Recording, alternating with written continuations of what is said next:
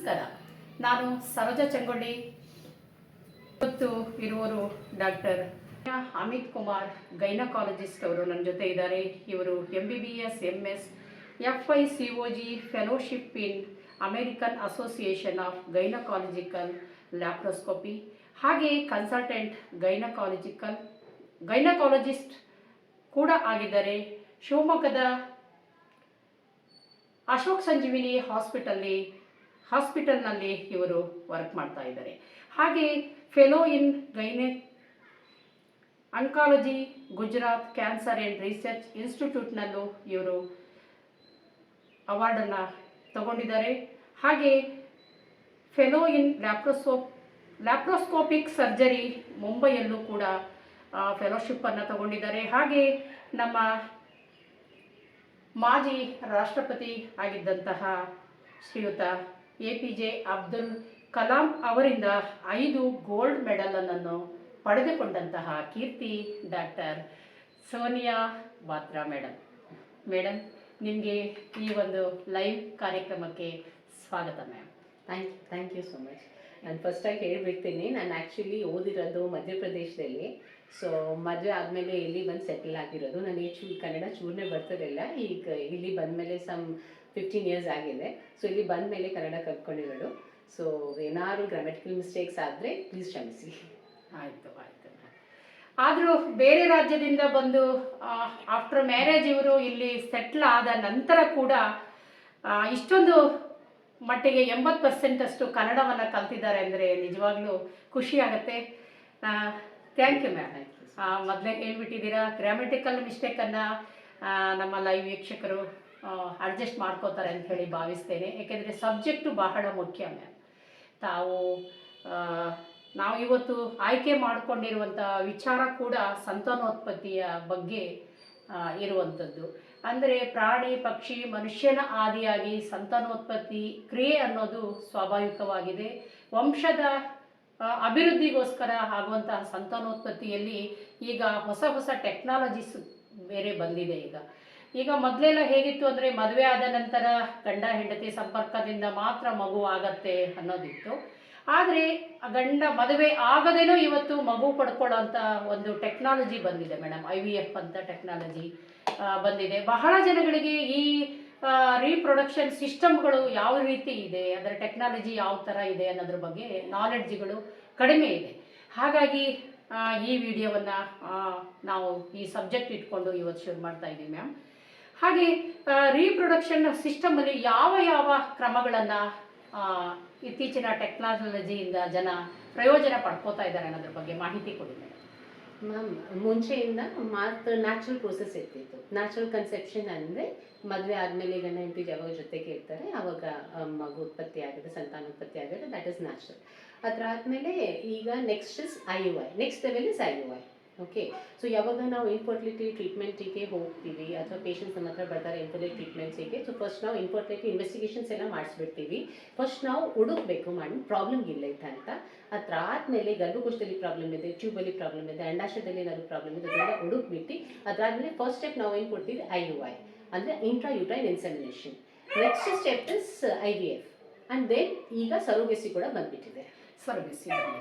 ಹಾಗಾದರೆ ಈಗ ಬ್ರೀಫ್ ಆಗಿ ಫಸ್ಟು ಈಗ 3 ಮೆಥಡ್ಸ್ ಇದೆ ಅಂತ ಹೇಳ್ತೀವಿ. ಒಂದು ನ್ಯಾಚುರಲ್ ಪ್ರೋಸೆಸ್ಸಲ್ಲಿ ಆಫ್ಟರ್ ಮ್ಯಾರೇಜು ಗಂಡ ಹೆಂಡತಿ ಸಂಬಂಧದಿಂದ ಮಗು ಹುಟ್ಟುವಂಥದ್ದು ಅದಾಗಿದೆ. ಈಗ IUI ಮತ್ತು IVF ಮತ್ತು ಸರೋಗೆಸಿ ಬಗ್ಗೆ ಡೀಟೇಲ್ ಆಗಿ ಮಾತಾಡೋಣ. ಈಗ ಫಸ್ಟಿಗೆ ಏನು ಮಾಡೋಣ? Okay what is IUI? Ma'am, IUI is intrauterine insemination.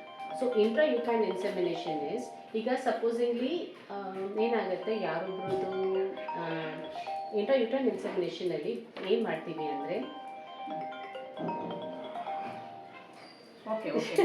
That's a very nice job.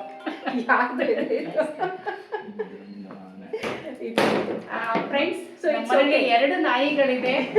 ಪಾಪ ಅವರು ನಾವಿಲ್ಲಿ ಲೈವ್ ಕಾರ್ಯಕ್ರಮ ಮಾಡ್ತಾ ಇರೋದ್ರಿಂದ ಅವರಿಗೆ ಬೋರ್ ಆಗಿದೆ. ಹಾಗಾಗಿ ಇಲ್ಲಿ ಎಂಟ್ರಿ ಕೊಟ್ಟು ಜಸ್ಟ್ ನಮ್ಮನ್ನ ವೆಲ್ಕಮ್ ಮಾಡಿ ಹೋಗಿದ್ದಾರೆ. Lucky dog. Yes ma'am, let's continue. IUI process ಬಗ್ಗೆ ಹೇಳಿ. ಸೊ ಮ್ಯಾಮ್, ಇಂಟ್ರಾಯೂಟ್ರೈನ್ ಇನ್ಸೆಮಿನೇಷನ್ ಪ್ರೋಸೆಸ್ ಅಂದರೆ ನಾವು ಏನು ಮಾಡ್ತೀವಿ, ಹಸ್ಬೆಂಡ್ ವೀರ್ಗೆ ತಗೊಂಡು ಅದನ್ನ ಲ್ಯಾಬೊರೇಟ್ರಿಯಲ್ಲಿ ಪ್ರೊಸೆಸ್ ಮಾಡ್ತೀವಿ. ಸೊ ಹಸ್ಬೆಂಡ್ ಯಾವಾಗ ವೀರ್ಗೆ ಕೊಡ್ತಾರೆ ಇವ್ರದ್ದು, ಅದು ಲ್ಯಾಬೊರೇಟ್ರಿ ಒಳಗೆ ಪ್ರೊಸೆಸ್ ಆಗುತ್ತೆ. ಪ್ರೊಸೆಸಿಂಗ್ ಆದಮೇಲೆ ಅದೇ ವೀರ್ಗೆಯನ್ನು ಟ್ಯೂಬಲ್ಲಿ ತಗೊಂಡು ನಾವು ಇದು ಮಾಡಿಬಿಡ್ತೀವಿ. ವೈಫಿಗೆ ಗರ್ಭಚೀಲ ಇರುತ್ತಲ್ಲ, ಗರ್ಭಚೀಲ ಒಳಗೆ ಹಾಕ್ಬಿಡ್ತೀವಿ. ಸೊ ಎಗ್ ಅದು ಅದೇ ಸ್ಥಾನದಲ್ಲಿ ಇರುತ್ತೆ. ಅದೇ ಎಗ್ ಅಂಡಾಶಯ, ಬೀಜ ಅಂಡಾಶಯ ಒಳಗೆ ಇಂದ ಟ್ಯೂಬ್ ಒಳಗಿರುತ್ತೆ. ಅಂದರೆ ಇನ್ ಶಾರ್ಟ್ ಎಗ್ ಫಿಮೇಲ್ ಬಾಡಿಯಲ್ಲಿನೇ ಇರುತ್ತೆ. ಫರ್ಟಿಲೈಸೇಷನ್ ಅಂದರೆ ಎಗ್ ಪ್ಲಸ್ ವೀರ್ಗೆದು ಏನು ಕಾಂಟ್ಯಾಕ್ಟ್ ಇರುತ್ತೆ, ಎಗ್ ಪ್ಲಸ್ ವೀರ್ಗೆ ಏನು ಕಾಂಟ್ಯಾಕ್ಟ್ ಇರುತ್ತೆ ಅದು ಕೂಡ ಫಿಮೇಲ್ ಬಾಡಿ ಒಳಗೇನೆ ಇರುತ್ತೆ. ಸೊ ಫರ್ಟಿಲೈಸೇಷನ್ ಇದು ಏನು ಪ್ರೋಸೆಸ್ ಇದೆ ಅದು ಕೂಡ ಫಿಮೇಲ್ ಬಾಡಿ ಒಳಗೇನೆ ಆಗುತ್ತೆ. Okay, this is IUI.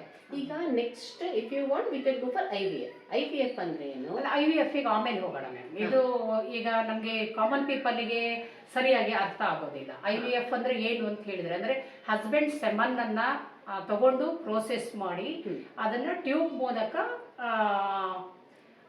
Wife ಗರ್ಭಚೀಲಕ್ಕೆ ಇಡುವಂಥದ್ದು IUI. ಅಂದ್ರೆ ಕೌಂಟ್ಸ್ ಕಡಿಮೆ ಇದ್ರೆ ಈ ಪ್ರೊಸೆಸ್ ಅನ್ನ ಮಾಡ್ತಾರ ಮ್ಯಾಮ್. ವೀರ್ಗೆನ ಪಕ್ಕದ ಸ್ಟ್ರೀಟ್ ಅಲ್ಲಿ ಇದು ಅಂಡಾಶಯ ಪಕ್ಕನೆ ಬಿಡ್ತೀವಿ. ಬಟ್ ಅಂಡಾಶಯ ಮೇಲೆ ಒಳಗೆ ಏನ್ ಆಗ್ತಿರುತ್ತೆ ಅದು ನಮಗೆ ಗೊತ್ತಾಗಲ್ಲ. ಬಟ್ IVF ಅಲ್ಲಿ ಏನ್ ಮಾಡ್ತೀವಿ, ನಾವು ಲ್ಯಾಬೊರೇಟರಿ ಒಳಗೆ ತಗೊಳ್ತೀವಿ. ಎಗ್ ನ ಫಿಮೇಲ್ ಬಾಡಿಯಿಂದ ಹೊರಗೆ, ವೀರ್ಗೆ husband body outside process tube ಅಲ್ಲಿ. ಸೊ ಟ್ಯೂಬ್ ಅಲ್ಲಿ ನಾವು ಎಗ್ ಪ್ಲಸ್ ವೀರ್ಗೆನ ಇದು ಕಾಂಟ್ಯಾಕ್ಟ್ ಗೆ ಇಟ್ಕೊಂತೀವಿ. ಅಂದ್ರೆ ಎಂಬ್ರಿಯಾಲಜಿಸ್ಟ್ ಎಲ್ಲ ಇದು ಮಾಡ್ತಾರೆ. ಟೆಸ್ಟ್ ಟ್ಯೂಬ್ ಇರುತ್ತೆ, ಒಂದು ಮೀಡಿಯಂ ಇರುತ್ತೆ. ಆ ಮೀಡಿಯಂ ಒಳಗೆ ಎಂಬ್ರಿಯಾಲಜಿಸ್ಟ್ ಎಗ್ ಮೇಲೆ ಇದು ಸ್ಪಾನ್ಸ್ ನ ಬಿಡ್ತಾರೆ. ಅದಾದ್ಮೇಲೆ fertilisation process outside female body ಆಗುತ್ತೆ ಲ್ಯಾಬೊರೇಟರಿಯಲ್ಲಿ. ಅದನ್ನ ನಾವು ಇನ್ ವೈಟ್ರೋ ಫರ್ಟಿಲೈಸೇಷನ್ ಅಂತ ಹೇಳ್ತೀವಿ. This is very important because ಆ ಲ್ಯಾಬೊರೇಟರಿದು ಟೆಂಪ್ರೇಚರ್ ಮೇಂಟೆನೆನ್ಸ್ ಫೀಮೇಲ್ ಬಾಡಿ ಥರ ಇರಬೇಕು. ನಮ್ಮ ಹ್ಯೂಮನ್ ಬಾಡಿದು ಏನು ಟೆಂಪ್ರೇಚರ್ ಇದೆ ಅದೇ ಥರ ಮೇಂಟೆನೆನ್ಸ್ ಇಟ್ಕೋಬೇಕು ಆ ಲ್ಯಾಬೊರೇಟರಿ ಒಳಗೆ. ಆವಾಗನೇ ಗ್ರೋತ್ ಆಗಲಿಕ್ಕೆ ಸರಿಯಾದ ಚಾನ್ಸಸ್ ಇರುತ್ತೆ. So that is why IVF is a bit costly as compared to IUI. ಹಾಗಾದ್ರೆ ಮ್ಯಾಮ್ ಈಗ IVFಗೂ IUIಗೂ ಡಿಫ್ರೆನ್ಸ್ ಹೇಳಿದ್ರಿ. ಇದನ್ನ ಔಟ್ಸೈಡೇ ಅದನ್ನ ಪ್ರೋಸೆಸ್ ಮಾಡಿಬಿಟ್ಟು ಮಾಡೋವಂಥದ್ದು ಯಾವುದು IVF ಅಲ್ಲಿ. IUI ಅಲ್ಲಿ ಹಸ್ಬೆಂಡ್ ಸೆಮನ್ ಅನ್ನ ತೆಗೆದು ಅದನ್ನ ಮತ್ತೆ ಪ್ರೋಸೆಸ್ ಮಾಡಿಬಿಟ್ಟೇ ಇಂಜೆಕ್ಟ್ ಮಾಡ್ತಾರೆ ವೈಫ್ ಗರ್ಭಚೀಲ. IUI ಅಲ್ಲಿ ಒನ್ ಗ್ಯಾಮೆಟ್ ಔಟ್ಸೈಡ್ ಇದೆ. ಅಂದ್ರೆ ನ್ಯಾಚುರಲ್ ಪ್ರೋಸೆಸ್ ಇಂದ ಏನ್ ಡಿಫ್ರೆನ್ಸ್ ಇದೆ ಅದು ಹೇಳ್ತಾ ಹೋಗೋಣ. ನ್ಯಾಚುರಲ್ ಪ್ರೋಸೆಸ್ ಎಲ್ಲ ಪ್ರೋಸೆಸ್ ಫಿಮೇಲ್ ಬಾಡಿಯಲ್ಲಿ ಆಗುತ್ತೆ, ಆಯ್ತಾ. ನ್ಯಾಚುರಲ್ ಪ್ರೋಸೆಸ್ ಅಲ್ಲಿ ಎಲ್ಲ ಪ್ರೋಸೆಸ್ ಅಂದ್ರೆ ಸಿಮೆನ್ ಫಿಮೇಲ್ ಬಾಡಿಯಲ್ಲಿನೇ ಹೋಗುತ್ತೆ. ಇಲ್ಲಿ ಏನು ಹೋಗುತ್ತೆ, ಸಿಮೆನ್ ಹಸ್ಬೆಂಡ್ ಫಸ್ಟ್ ಲ್ಯಾಬೊರೇಟರಿಲಿ ಕೊಡ್ತಾರೆ, ಅದನ್ನ ಪ್ರೊಸೆಸ್ ಮಾಡ್ತೀವಿ ಸಿಮೆನ್ನ. ಸೊ ಏನು ಒಳ್ಳೆ ಸ್ಪಾನ್ಸ್ ಏನಿರುತ್ತಲ್ಲ, ಗುಡ್ ಕ್ವಾಲಿಟಿ ಸ್ಪಾನ್ಸ್, ಅದನ್ನ ಕಾನ್ಸಂಟ್ರೇಷನ್ ಮಾಡಿ ಅದಂತೂ ಏನು ಕಾನ್ಸಂಟ್ರೇಟ್ ಇರುತ್ತೆ ಅದನ್ನ ಮಾತ್ರ ನಾವು ಫಿಮೇಲ್ ಬಾಡಿ ಒಳಗೆ ಬಿಡೋದು. ಓಕೆ. ಅಂದರೆ IUI ನಲ್ಲಿ ತಂದೆಯ ವೀರ್ಯವನ್ನೇ ತಾಯಿಯ ಗರ್ಭದಲ್ಲಿ ಬೆಳೆಸುವಂತಹ ಪ್ರಕ್ರಿಯೆ ಆಗಿದೆ ಅಲ್ವಾ ಮ್ಯಾಮ್? ಇದು ಕ್ಲಾರಿಟಿ ಇದೆ. ಆದರೆ ಇದ್ರ ಸಕ್ಸಸ್ ರೇಟ್ ಎಷ್ಟು ಅಂತ ಹೇಳ್ಬೋದಾ ಮೇಡಮ್? ಒಂದ್ಸಲ ಮಾಡಿಸ್ಕೊಂಡ್ರೆ ಸಕ್ಸಸ್ ಕನ್ಸೀವ್ ಆಗ್ಬಿಡ್ತೀವ, ಹೇಗೆ ಇದನ್ನು IUI?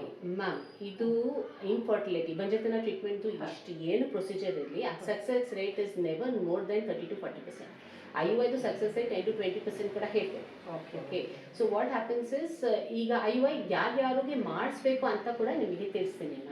ಸೊ IUI ಯಾವಾಗ ಮಾಡ್ತೀವಿ, ಫಸ್ಟ್ ನಾನು ಹೇಳ್ತೆ ಅಲ್ಲ ಸ್ಟಾರ್ಟಿಂಗಲ್ಲಿ ಯಾವಾಗ ಪೇಷಂಟ್ ಬರ್ತಾರೆ ಅವಾಗ ನಾವು ಫಸ್ಟ್ ಪ್ರಾಬ್ಲಮ್ ಇಲ್ಲ ಇತ್ತಂತ ಹುಡುಕ್ಬೇಕು. ಸೊ ಗರ್ಭಕೋಶದಲ್ಲಿ ಪ್ರಾಬ್ಲಮ್ ಇದೆ, ಅಥವಾ ಟ್ಯೂಬಲ್ಲಿ ಪ್ರಾಬ್ಲಮ್ ಇದೆ, ಅಥವಾ ಅಂಡಾಶಯದಲ್ಲಿ ಪ್ರಾಬ್ಲಮ್ ಇದೆ, ಅಥವಾ ಜೆಂಟ್ಸ್ ಒಳಗೆ ಪ್ರಾಬ್ಲಮ್ ಇದೆ, ಅದೆಲ್ಲ ಹುಡುಕ್ಬೇಕು. ಸೊ ಸಪೋಸಿಂಗ್ಲಿ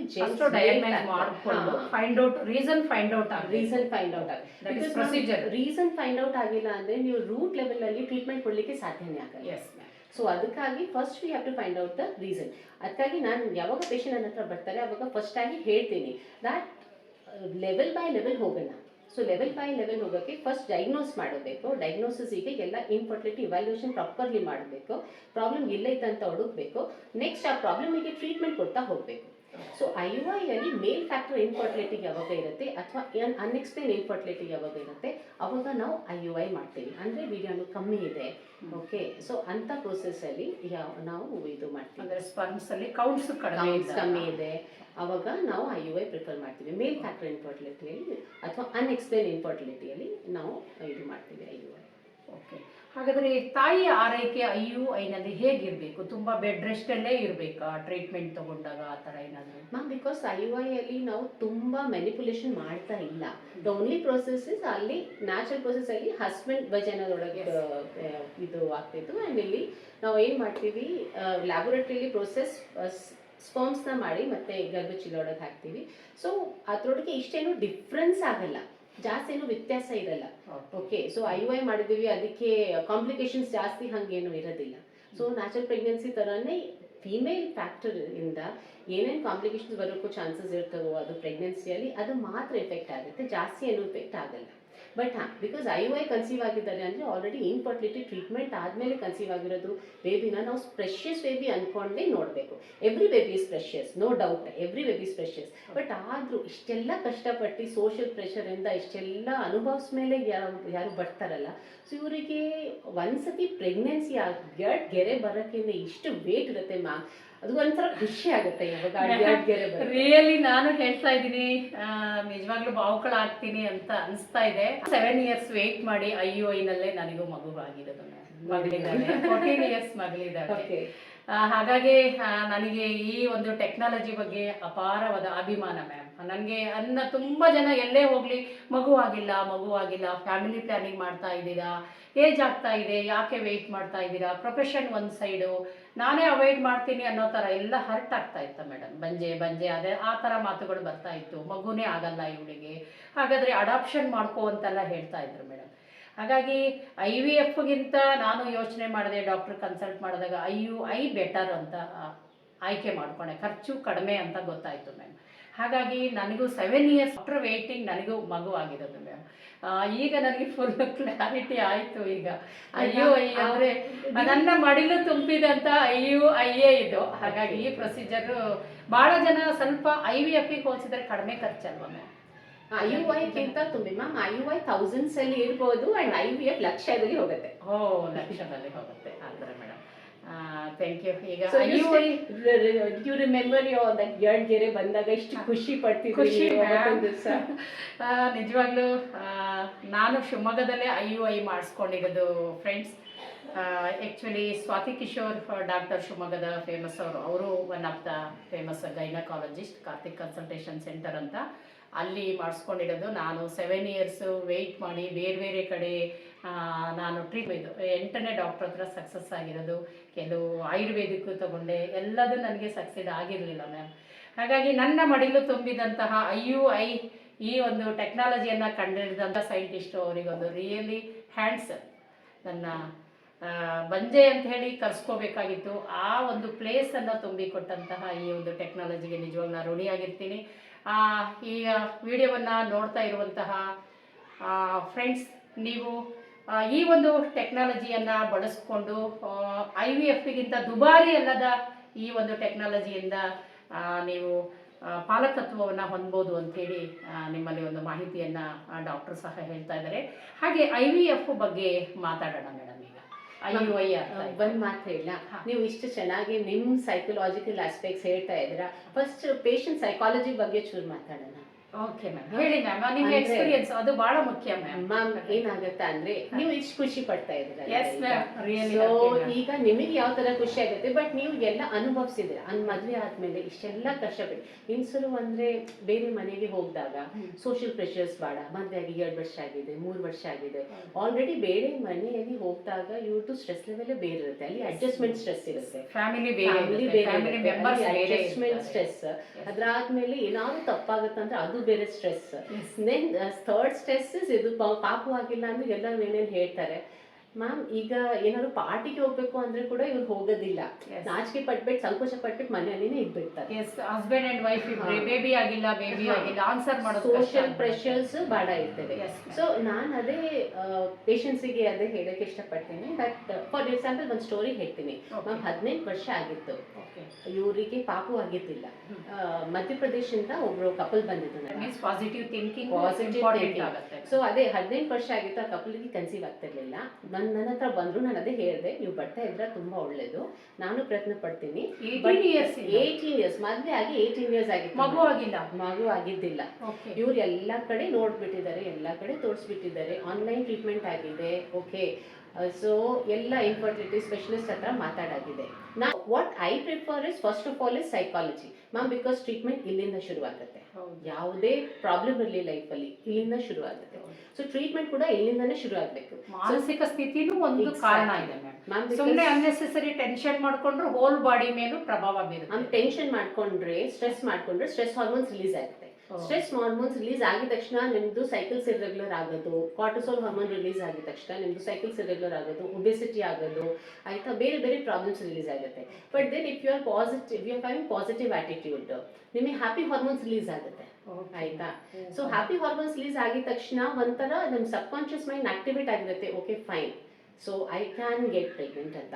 ಆ ಥರ ಸಬ್ ಕಾನ್ಶಿಯಸ್ ಮೈಂಡಲ್ಲಿ ಯಾವಾಗ ನೀವು ಪಾಸಿಟಿವ್ ಆಟಿಟ್ಯೂಡಿಂದ ಮುಂದೆ ಬರ್ಸ್ತೀರಾ ಆವಾಗ ತುಂಬ ಚೆನ್ನಾಗಿ ಚಾನ್ಸಸ್ ಇರ್ತವೆ. ಓ, ನಾನು ಆಗಲೇ ಒಂದು ಪ್ರಶ್ನೆ ಕೇಳಿದೆ ಮೇಡಮ್, ಎಷ್ಟು ಪರ್ಸೆಂಟೇಜ್ ಸಕ್ಸಸ್ ರೇಟ್ ಇದೆ ಅಂತ. ಈಗ ನಾವು ಟ್ರೀಟ್ಮೆಂಟ್ ಮಾಡ್ಕೊಂಬಂದು ಹೆವಿ ಥಿಂಕಿಂಗು, ರೆಸ್ಟ್ಲೆಸ್ ಆಗಿರೋ ಅಂಥದ್ದು, ಹೆವಿ ವರ್ಕ್ ಮಾಡೋದು, ಸುಮ್ಮನೆ ಅದನ್ನೇ ಥಿಂಕಿಂಗ್ ಎಗೈನ್ ಥಿಂಕ್ ಮಾಡೋದು, ಆ ಥರ ಇದ್ದರೆ ಅದನ್ನು ಕನ್ಸೀವ್ ಆಗೋ ಚಾನ್ಸಸ್ ಕಡಿಮೆ ಇರುತ್ತೆ, ಮತ್ತೆ ಟ್ರೈ ಮಾಡಬೇಕಾಗುತ್ತೆ ಅಂತ ಹೇಳ್ತೀವಿ. ಸೊ ಮ್ಯಾಮ್, ಅದೇ ಪಾಸಿಟಿವ್ ಆಟಿಟ್ಯೂಡಿಂದ ಯಾವಾಗ ನಾವು ಯಾವುದು ಟ್ರೀಟ್ಮೆಂಟ್ ಮಾಡ್ತೀವಿ ಮ್ಯಾಮ್, ಫಾರ್ ಯೋರ್ ಇನ್ಫಾರ್ಮೇಷನ್, ಫಸ್ಟೇ ತಿಂಗಳು ಫಸ್ಟ್ IUI ಅಲ್ಲಿ ಆ ಪೇಷಂಟ್ ಕನ್ಸೀವ್ ಆಗಿ ವಾಪಸ್ ಮಧ್ಯಪ್ರದೇಶ ಹೋಗಿರೋದು. 18 ಇಯರ್ಸ್ ಆದ್ಮೇಲೆ just psychological level stress block ಕಡೆಯಿಂದ ಪ್ರಾಬ್ಲಮ್ ಇತ್ತು, ಮತ್ತೆ ಚೂರ್ ಟ್ರ್ಯಾಕ್ ಅಲ್ಲಿ ಕೂಡ ಪ್ರಾಬ್ಲಮ್ ಇತ್ತು. ಸೊ ಇನ್ಫರ್ಟಿಲಿಟಿ ಟ್ರೀಟ್ಮೆಂಟ್ ಪೂರ್ತಿ ಮಾಡಿಸ್ಬಿಟ್ಟೆ. But then within 1 month she conceived.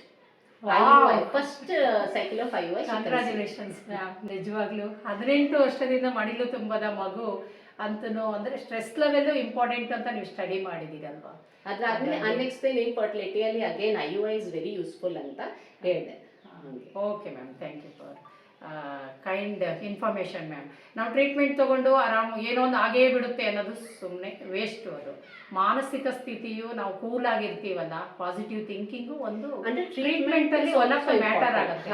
ಅದು ಕೂಡ ಒನ್ ಆಫ್ ದ ಮ್ಯಾಟರ್ ಇದೆ. ಸೊ ಪಾಸಿಟಿವ್ ಥಿಂಕಿಂಗ್, ಅದಾದ್ಮೇಲೆ ಟ್ರೀಟ್ಮೆಂಟ್, ಪ್ರಾಪರ್ ಟ್ರೀಟ್ಮೆಂಟ್. ಮತ್ತೆ ಮ್ಯಾಮ್, ಇದು ಕೂಡ very important. I want to tell all the audience ಹೋಗೋದೆ, ಏನಾಗುತ್ತೆ ಜನ ಕನ್ಫ್ಯೂಸ್ ಮಾಡ್ಕೊಳ್ತೇವೆ. That if you are coming to us for ಒಂದು ಪೂರ್ತಿ ತಿಂಗಳು ಅಲ್ಲಿ ನೀವು ನನ್ನ ಹತ್ರ ಬರ್ತಾ ಇದ್ದೀರಾ ಅಂದರೆ ಆ್ಯಕ್ಚುಲಿ ನೀವು ನನಗೆ ಕೊಡ್ತಾ ಇದ್ದೀರಾ ಮಾತ್ರ ಒಂದೇ ದಿವಸ. ಓಕೆ, ಹೇಗೆ ಅಂದರೆ 1 ತಿಂಗಳಲ್ಲಿ ಮಾತ್ರ ಒಂದೇ ದಿವಸ ಬೀಜ ಉತ್ಪತ್ತಿ ಆಗಿ ಬೀಜ ಅಲ್ಲಿ ಇರೋದು ಮಾತ್ರ 24 ಇಂದ 48 hours ಮಾತ್ರ. ಓಕೆ, ಯಾವಾಗ ಬೀಜ ಉತ್ಪತ್ತಿ ಆಗುತ್ತೆ ಅನ್ನೋದನ್ನ ಅಬ್ಸರ್ವೇಷನ್ ಮಾಡಿ ಟ್ರೀಟ್ಮೆಂಟ್ ಮಾಡೋದೇ ಇದ್ರ ಸೀಕ್ರೆಟ್. ಇಡೀ ತಿಂಗಳು ಜೊತೆಗೆ ಇದ್ಬಿಟ್ರೆ ಏನೂ ಆಗಲ್ಲ. ಆ 1 ದಿವಸ ಮಿಸ್ ಮಾಡಿದ್ರೆ ಏನೂ ಆಗಲ್ಲ. ಎಗ್ ರಿಲೀಸ್ ಆಗೋ ಡೇಟ್ ಅನ್ನ ನಾವು ನೋಡ್ಕೋಬೇಕು. ಸೊ ದಟ್ ಇಸ್ ವೈ ನಾನೇನು ಹೇಳ್ತೀನಿ, ಇಡೀ ತಿಂಗಳು ನೀವು ಜೊತೆಗೆ ಇದ್ದಿಲ್ಲ ಅಂದ್ರೆ ಪ್ರಾಬ್ಲಮ್ ಇಲ್ಲ. ಬಟ್ ಆ 1 ದಿವಸ 2 ದಿವಸ ಯಾವಾಗ ಹೇಳ್ತೀನಿ ಅವಾಗ ಜೊತೆಗೆ ಇರಬೇಕು. ಓಕೆ ಓಕೆ, ಆ ಟೈಮಲ್ಲಿ ಚೂರು ಜೋಪಾನ ಇರಬೇಕು. ಸೊ ಯಾವಾಗ ನೀವು ನಮ್ಮ ಹತ್ರ ಕರೆಕ್ಟ್ ಆಗಿದೆ, ಅದಕ್ಕೆ ನಾವು ಸೆಕೆಂಡ್ ಡೇ ಕರಿತೀವಿ, 3rd ಡೇ ಕರಿತೀವಿ, ಮೆನ್ಸಸ್ ಆಗಿ ಥರ್ಡ್ ಡೇ ಕರಿತೀವಿ, ಮತ್ತೆ 9ನೇ ದಿವಸ, 12ನೇ ದಿವಸ, ಹಂಗೆ ಮಾನಿಟರಿಂಗ್, ಬೀಜೋತ್ಪತ್ತಿ ಇದು ಮಾನಿಟರಿಂಗ್ ಮಾಡ್ಲಿಕ್ಕೆ ನಾವು ಕರಿತೀವಿ. ಡ್ಯೂರೇಷನ್ 1 month ಅಲ್ಲಿ ಎಷ್ಟು ಡೇ ಇಂದ ಎಷ್ಟು ಡೇ ವರೆಗೆ ಇರುತ್ತೆ madam fertility rate? Depends. Fertility ಅದೇ 24 to 48 hours ವರೆಗೆ 1 ತಿಂಗಳಲ್ಲಿ 10 ದಿನದಿಂದ 20 ದಿನ ಇಂಪಾರ್ಟೆಂಟ್ ಟೈಮ್ ಅಂತ ನಾವು ಜನರಲಿ ಮ್ಯಾಮ್ ನೀವು ಹಂಗೆ ಹೇಳ್ಬೋದು. ಯಾಕೆ ಅಂದ್ರೆ ನಮ್ಗೆಲ್ಲ ಸಕ್ಸಸ್ ರೇಟ್ ಅಲ್ಲಿ ಮೆನ್ಸ್ಟ್ರಲ್ ಸೈಕಲ್ಸ್ ಏನಿರುತ್ತಲ್ಲ ಮೇಡಮ್, ಅದ್ರ ಮೇಲೆ ಡಿಪೆಂಡ್ ಆಗುತ್ತೆ. ಸೊ ನಾರ್ಮಲ್ ಮೆನ್ಸ್ಟ್ರಲ್ ಸೈಕಲ್ ಏನಿದೆ 28 days ಇರುತ್ತೆ. ಅದರಿಂದ 7 days ಹೆಚ್ಚು ಕಮ್ಮಿ ಇಸ್ ನಾರ್ಮಲ್. ಸೊ 7 days 28 + 7 ಅಂದರೆ 35 ವರೆಗೂ ನಿಮಗೆ ಪೀರಿಯಡ್ಸ್ ಬಂದರೆ ಕೂಡ ನಾರ್ಮಲ್ ಹೇಳ್ಬೋದು. 28ಗಿಂತ 7 ಮೈನಸ್ ಮಾಡಿ 22 ಡೇಸಿಂದ ಇನ್ ಬಿಟ್ವೀನ್ 22 to 35 ಡೇಸಲ್ಲಿ ನಿಮಗೆ ಪೀರಿಯಡ್ಸ್ ಬಂದರೆ ನಾವು ನಾರ್ಮಲ್ ಪೀರಿಯಡ್ಸ್ ಅಂತ ಕರಿತೀವಿ. ಓಕೆ, ಬಟ್ ಈಗ ಯಾವಾಗ ಸೈಕಲ್ ನಿಮ್ಮದು ಇರುತ್ತಲ್ಲ, ಸಪೋಸಿಂಗ್ಲಿ ನಿಮ್ಮದು 30 days ಸೈಕಲ್ ಇದೆ ಅಥವಾ 28 days ಸೈಕಲ್. ಸೊ 28 days ಸೈಕಲಿಂದ 28 - 14 ಮಾಡಿ. ಮೋಸ್ಟ್ ಆಫ್ ದ ಪೇಷಂಟ್ಸಿಗೆ 14 days ಬರುತ್ತೆ. 14 ಅವಾಗ 14 ಬರುತ್ತೆ. So 14th day mostly ovulation ಆಗೋದು. ಓಕೆ, ಓವ್ಯುಲೇಷನ್ ಟೈಮ್ ಅನ್ನ ನಾವು ಕಂಡುಹಿಡ್ಕೋಬೇಕು. ಎಸ್. ಸೊ 30 days ಸೈಕಲ್ ಅಂದ್ರೆ ನೀವು 30 - 14 ಮಾಡಿ. ಓಕೆ, ಸೊ 30 - 14, ಸೊ ಅಲ್ಲಿ ನಿಮಗೆ 16 ಬರುತ್ತೆ. 16 ಸೊ ಅವಾಗ 16. ಸೊ ಅದೇ ಪ್ರಕಾರ, but this a very crude method. Best method is ovulation study. Ovulation study ಮಾಡಬೇಕು, ಬೀಜೋತ್ಪತ್ತಿ ಸ್ಕ್ಯಾನ್. ಸೊ ಅದರೊಳಗೆ ನಾವು ಕರೆಕ್ಟಾಗಿ ನೋಡಬೇಕು ಯಾವ ಸೈಜ್ ಆಗ್ತಾ ಇದೆ, ಬೀಜೋತ್ಪತ್ತಿ ಕರೆಕ್ಟಾಗಿ ಆಗ್ತಾ ಇದೆ ಅಥವಾ ಇಲ್ಲ, ಆ್ಯಂಡ್ ಅದನ್ನ ನೋಡಿ ಮತ್ತೆ ನಾವು ಅದೇ ಥರ ಮೆಡಿಸಿನ್ಸ್ ಕೊಡ್ತೀವಿ ಸೊ ದಟ್ ಬೀಜೋತ್ಪತ್ತಿ ಸರಿಯಾಗಿ ಆಗಲಿ ಅಂತ. ನೆಕ್ಸ್ಟ್ ಮ್ಯಾಮ್ ಇನ್ನು ಓಕೆ, ನೆಕ್ಸ್ಟ್ ಕ್ವಶನ್ ಅಂದರೆ ಈ ರೀತಿ IVF ಮಾಡಿಸ್ಕೊಂಡಿರ್ತಾರಲ್ಲ, ಆ ತಾಯಿಯ ಲೈಫ್ ಸ್ಟೈಲ್ ಯಾವ ಥರ ಇರಬೇಕು? ಬೆಡ್ ರೆಸ್ಟ್ ಎಲ್ಲ ಇರಬೇಕು ಅಥವಾ ವರ್ಕಿಂಗ್ ವುಮೆನ್ ಆ ಥರ IVF ಮಾಡಿಸ್ಕೋತಾರೆ, ಅವಾಗ ಯಾವ ಥರ ಇರಬೇಕು? ಲೈಫ್ ಸ್ಟೈಲ್ ಹೇಗಿರಬೇಕು? ಯಾವ ಥರ ಫುಡ್ಡು ತೊಗೊಳ್ಬೇಕು ಅನ್ನೋದ್ರ ಬಗ್ಗೆ ಹೇಳಿ ಮೇಡಮ್. ಅದು ಇಂಪಾರ್ಟೆಂಟ್ ಆಗುತ್ತಲ್ಲ ಮೇಡಮ್, ಮಗು ಗ್ರೋತ್ ವೆರಿ ಇಂಪಾರ್ಟೆಂಟ್. ಮಗು ಗ್ರೋತ್ ಅಲ್ಲಿ ಫಸ್ಟ್ ಆಫ್ ಆಲ್ ಅಗೇನ್ ನಾನು ಹೇಳ್ತೀನಿ, ಸ್ಟ್ರೆಸ್ ತಗೋಬಾರ್ದು ಆಯ್ತಾ. ಬಿಕಾಸ್ ನೀವು ಪೂರ್ತಿ ದಿವಸ ಸಪೋಸ್ ವರ್ಕಿಂಗ್ ವುಮೆನ್ ಆಯ್ತಾ, ವರ್ಕಿಂಗ್ ವುಮೆನ್ಗೆ ನಾವು ಹೇಳ್ತೀವಿ that it is a precious baby. ನೀವು ತುಂಬ ಜೋಪಾನಾಗಿ ಇರಬೇಕು. ಯಾವುದಾದ್ರೂ ನೀವು ತುಂಬ ಹಾರ್ಡ್ ವರ್ಕ್ ಮಾಡ್ತಾ ಇದ್ದೀರಾ, ಬೆಳಗ್ಗೆಯಿಂದ ಸೈಕಲ್ ನಿಮಗೆ ಗೊತ್ತಿಲ್ಲ ನೀವು ಏನು ತಿಂತಾ ಇದ್ದೀರಾ, ಆ ಥರ ಆಗುತ್ತಂದ್ರೆ ಬೇಡ. Please leave your work and stay ಆರಾಮ್ಸೆ ಅಟ್ ಹೋಮ್. ಆದಷ್ಟು ಫಿಸಿಕಲ್ ಮತ್ತೆ ಮೆಂಟಲ್ ರೆಸ್ಟ್ ಎರಡು ರಿಕ್ವೈರ್ಡ್ ಅಂತ ಹೇಳಿ. ಬಿಕಾಸ್ ಮ್ಯಾಮ್ ನಾವು ಅಟ್ಲೀಸ್ಟ್ ಇಷ್ಟು ಕಷ್ಟಪಟ್ಟು ಮಗು ಆಗ್ತಿದೆ ಅಂದರೆ ಅದನ್ನ ಕರೆಕ್ಟಾಗಿ ಪೋಷಣೆ ಕೊಡಲಿಕ್ಕೆ ನಾವು ಕೂಡ ಕರೆಕ್ಟಾಗಿ ತಿನ್ನಬೇಕಲ್ಲ ಮ್ಯಾಮ್. ಸೊ ಹೆಲ್ದಿ ಫುಡ್ ಆಗಿ ತಿನ್ನಬೇಕು, ವೆಜಿಟೇಬಲ್ಸ್, ಫ್ರೂಟ್ಸ್ ಅದು ಎಲ್ಲ ಸರಿಯಾಗಿ ತಿನ್ನಬೇಕು. ಪ್ರತಿ 2 ಅವರ್ಸಿಗೆ ಏನಾದ್ರು ಆಹಾರ ತಗೋಬೇಕು ಆಯ್ತಾ. ಸೊ ಆ ಥರ ಬಿಕಾಸ್ ಪ್ರೆಗ್ನೆನ್ಸಿಯಲ್ಲಿ ಸ್ಮಾಲ್ ಈಟಿಂಗ್ ಆಗಬೇಕು. ಸ್ವಲ್ಪ ಕಾಂಪ್ಲಿಕೇಟೆಡ್ ಅಂತ ಅಂತೀರಿ. ಈಗ ಜಾಬ್ ಮಾಡೋರಿಗೆಲ್ಲ ಮತ್ತೆ 1 ವರ್ಷ ರಜಾ ಕೊಡೋದಿಲ್ಲ, 6 ಮಂತ್ ರಜಾ ಹಾಕಕ್ಕೆ ಕಷ್ಟ ಆಗುತ್ತೆ. ಅಂಥವರೆಲ್ಲ IVF ಹೋಗೋದು ಸ್ವಲ್ಪ ಕಷ್ಟನೇ ಅಂತೀರಾ ಮ್ಯಾಮ್? ಹಾಗೇನೂ ಇಲ್ಲ. ಯಾವಾಗ IVF ಸಪೋಸಿಂಗ್ಲಿ ಆಗತ್ತೆ, ನಂತರ ಆದಮೇಲೆ ಕನ್ಸೀವ್ ಆಗ್ತಾರೆ ಜನ, ಸೊ ಅದ್ರೊಳಗೆ ನಾವು ಮುಂಚೆನೇ ಹೇಳ್ಬಿಡ್ತೀವಿ. ಆ್ಯಂಡ್ ಇವ್ರಿಗೂ ಕೂಡ ಮಗು ತುಂಬ ಇಂಪಾರ್ಟೆಂಟ್ ಇರುತ್ತೆ. ಸೊ ಏನಾಗುತ್ತೆ, ಇವರು ಪಾರ್ಟ್ ಟೈಮ್ ವರ್ಕ್ ಅಥವಾ ಸ್ಟ್ರೆಸ್ ಇದ್ದಂಗೆ ಯಾವುದು ವರ್ಕ್ ಇವರಿಗೆ ಆಗತ್ತೆ ಮಾಡಲಿಕ್ಕೆ ಅದು ಮಾಡ್ಬೋದು. ಒಂದು ಮಾತು ಇಂಪಾರ್ಟೆಂಟ್ ಮೇಡಮ್, ಕೆಲವೊಬ್ರು ತುಂಬ ಓವರ್ ಥಿಂಕಿಂಗ್ ಮಾಡ್ತಾರೆ. ಇವರಿಗೆ ಸಪೋಸಿಂಗ್ಲಿ ಏನಾದ್ರು 2 ಅವರ್ಸ್ 3 ಅವರ್ಸ್ ವರ್ಕಿಗೆ ಕಳಿಸಿದ್ರೆ ಒಳ್ಳೇದು.